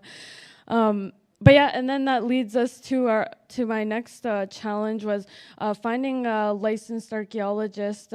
So we had to keep our field work on hold for a couple months. I think we wanted to start in May, which we did the previous year, but then this year we started in August of 2024, just this past August. But yeah, we were left without a field season all summer, so that was incredibly difficult. And to be able to like work on is it federal land? Federal land and dig, we need to have a licensed archaeologist, and so that's one key point that we were lacking. And so because we didn't have a licensed archaeologist, we couldn't dig, and we couldn't continue doing the work that we're doing. And then that also leads me to my next challenge, the barriers to education. I know, like when we're working, none of us are licensed in archaeology. We know how to do archaeology, and we know all the steps taken, and we've done it all in this territory, but we don't have the formal education, the piece of paper that says, we to apply for land permits and just access to equipment as well. It was really difficult. Like I know myself and one of our other participants, like we kind of have to go out of the work and do like or use our own equipment or do our own things sometimes. And so yeah, I guess that's another challenge. And then what I have listed here, the last thing was first time experiences for members. And I kind of touched briefly on it previously, like us being young and also having people come off reserve to the city was a big challenge for some, because some of us grew up in the city and we know how to live our lives, take the bus, drive in the city. But when we first started in our pilot year and even in our second year, it was very difficult to have some of our community members come down every day, first of all, because they weren't living in Ottawa. So they would drive down every single day, which an hour and a half north of here and west of here in Kitigan-Zibi and Pikwakanagan. And so they would have to wake up at, I don't know, 5 a.m. or leave at 5 a.m. and drive every single day. And I know one of our participants too, he was driving and he was like, I can't drive in the city, or he was having a really difficult time adjusting just to the traffic of being in a high-paced environment and things like that. And so it was, we did recognize those challenges within, like, for some of our participants, and so we really did try and help them. And throughout our time, all of us were able to come together. But I think in a way too, like that really helped us as a group, as our core group form, and we're able to help each other out, and we're all friends, and we get along pretty well. So just to go back into the wins as well, the traveling, it's really nice to be able to travel for work. Like Lucas was saying before, we went to Membertou in Saskatchewan this year, or the past 2 years, and so that was also we're incredibly grateful for that. I know when Anita was a director, she really helped us out a lot to get to these places. And but yeah, and so it's also a very incredible experience for some of our participants who've never taken a plane, who have never left the territory, who have not even left like Kitigan-Zibi, Pikwakanagan, or just the Ottawa area in general. And so having them experience that was like pretty cool, and being with them, and so things like that, I think we would consider a cool thing that we do, or that we experience in our work. And then also the recognition that we've gotten just doing the work that we do. Lucas mentioned before, no one else in the territory is doing what we're doing, and so also that kind of goes into something that is difficult to go forward, because there is no framework involved in what we're doing. We're just doing our best. So yeah, and so having some of that work recognized is very rewarding, and I think too for some of our participants who, it's pretty cool to be like, yeah, we're in the newspaper or in the news. So yeah, and then networking, like, getting to travel, being here is pretty cool, and meeting new people, and gaining more knowledge just from different people in different areas, and the different stories too that come out from, like, we found this. Well, that's so cool because I know my grandmother like told me this, and so it's really cool to make those connections, and especially to make those connections in the field of archaeology. And then our work with Jim Mountain and the University of Carleton University. So we were able to work with, there's a professor at Carleton University, his name was Jim Mountain, and he worked with us for a couple months last winter, and it was a winter term of their break, or their semester at Carleton, and he was architecture, and so through him, we were kind of, his class, his second year class, made us, what are they called? If you know architecture, they're like, conceptual designs for a building space, a building space, but also something to help the erosion that's happening at Kabeshnan in the Laklimi complex, and which is, we're incredibly grateful for that as well, because one of our main goals too is to really protect that site and gain as much information as we can from the Kabeshnan area for our communities. And so, yeah, do you have anything to add? Okay. And so that kind of brings me to, did you want to talk? Okay, that brings me to our next slide. So our goals moving forward, or kind of what we would like to see be developed in our territory. So right now we're, as I explained earlier, we're funded through the Indigenous Services Canada, and right now we're just being funded through our communities. So whoever is from Kitigan-Zibi gets funded through Kitigan-Zibi, and whoever is from Pikwakanagan gets funded through Pikwakanagan. And so we're not like an established organization. We're kind of just a group, I guess. So one of the our goals moving forward would to be established, and so we're just trying to figure out how that would be. And then just reclaiming the history of our people is very important. Using archaeology as a tool in academia to say like our people have been here since time immemorial is incredibly important to us, because not a lot of people seem to agree. But yeah, and then the rescue and preservation, to rescue and preserve eroding archaeological sites such as Kabeshnan.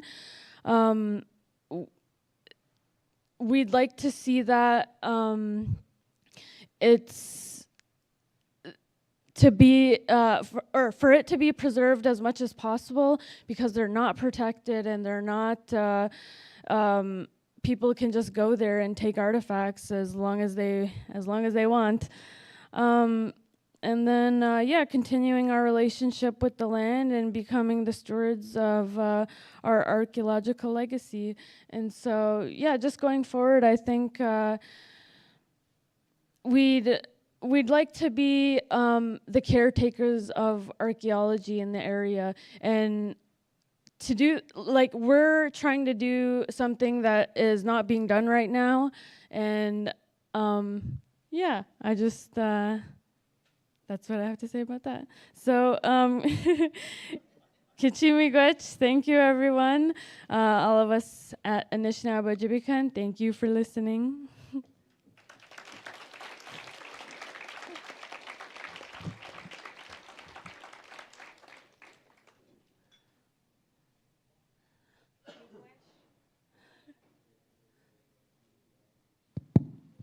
Miigwech, Jennifer, and Lucas, we are so, so proud of your work. And Miigwech, thank you for the presentation.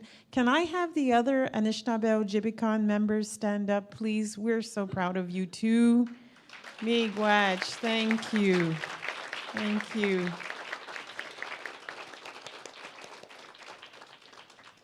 Also, one of the youth standing up there with the reddish hair, Drew Tanasco, is actually working with Algonquin College to develop art for new science labs that are being constructed on campus. So congrats, Drew, for that work.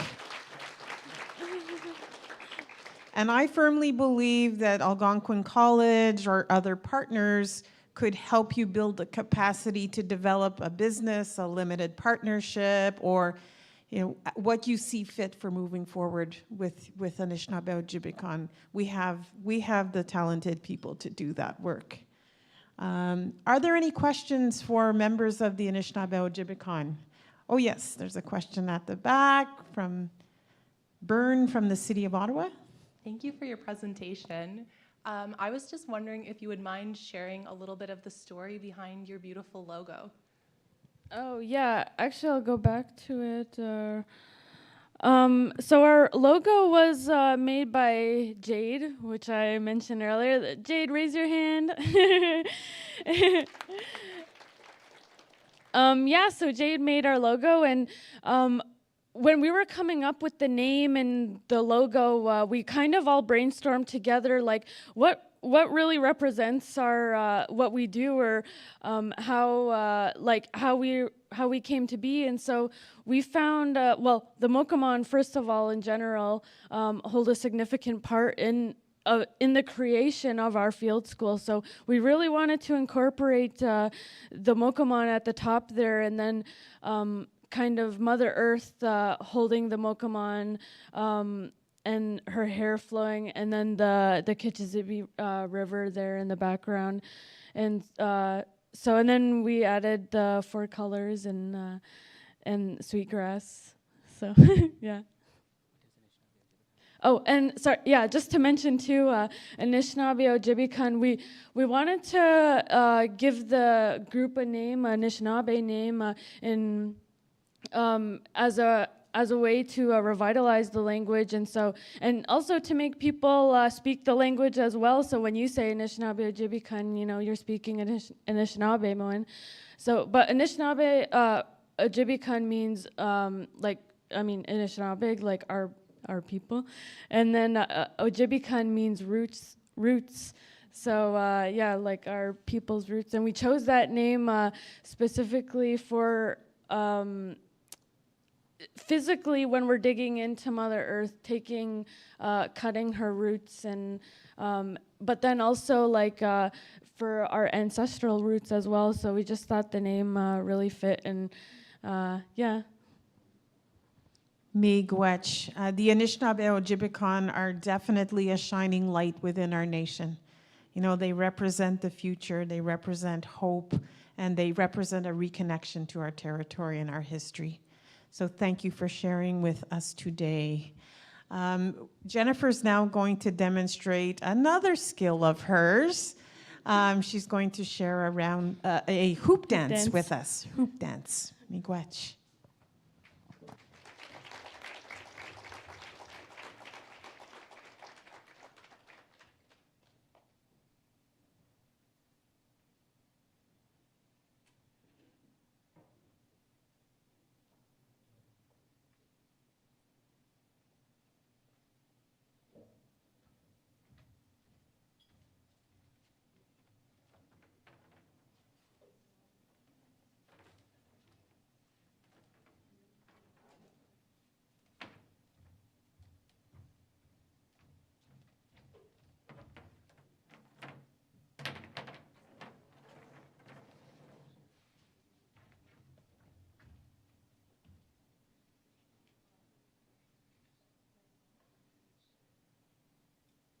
Hello. Okay. Yeah, so I'll just be demonstrating. I guess I'll be closing it off with a hoop dance, and so I'll just briefly explain the hoop dance and what I'll be doing. But just a little bit about how I learned as well. So I learned how to hoop dance from my auntie. Her name is Penny Jocko. And I know she learned from someone else, who learned from someone else, who learned from someone else. So, yeah, she taught me how to hoop dance from a very young age. And the earliest memory I have of hoop dancing was actually when I was like a baby, and we would go with her to powwows, and she would perform. And yeah, I kind of just learned how to master one hoop, and then later added more and more. So I'll be dancing with 15 hoops, and yeah, I'll explain the purpose of the hoop dance as well. Freestyle, it's PVC piping, so like plumbing piping, and you just put tape on it for decor. And yeah, so it was originally a man's dance or a men's dance, but then when I think it was when like settlers started to speak their language, they couldn't do a lot of things, and so it slowly died down. And so not a lot of people were hoop dancing, and so that's when they started teaching the women how to hoop dance. And so I consider myself very lucky and very grateful that I have someone to teach me. Aunt Steph, who spoke here earlier, she kind of does all my beadwork and all my dresses and sewing, and so I'm incredibly lucky for her, and as well as my other auntie who taught me everything I know about the hoop dance. So yeah, I hope you all enjoy, and Tibadjimowin.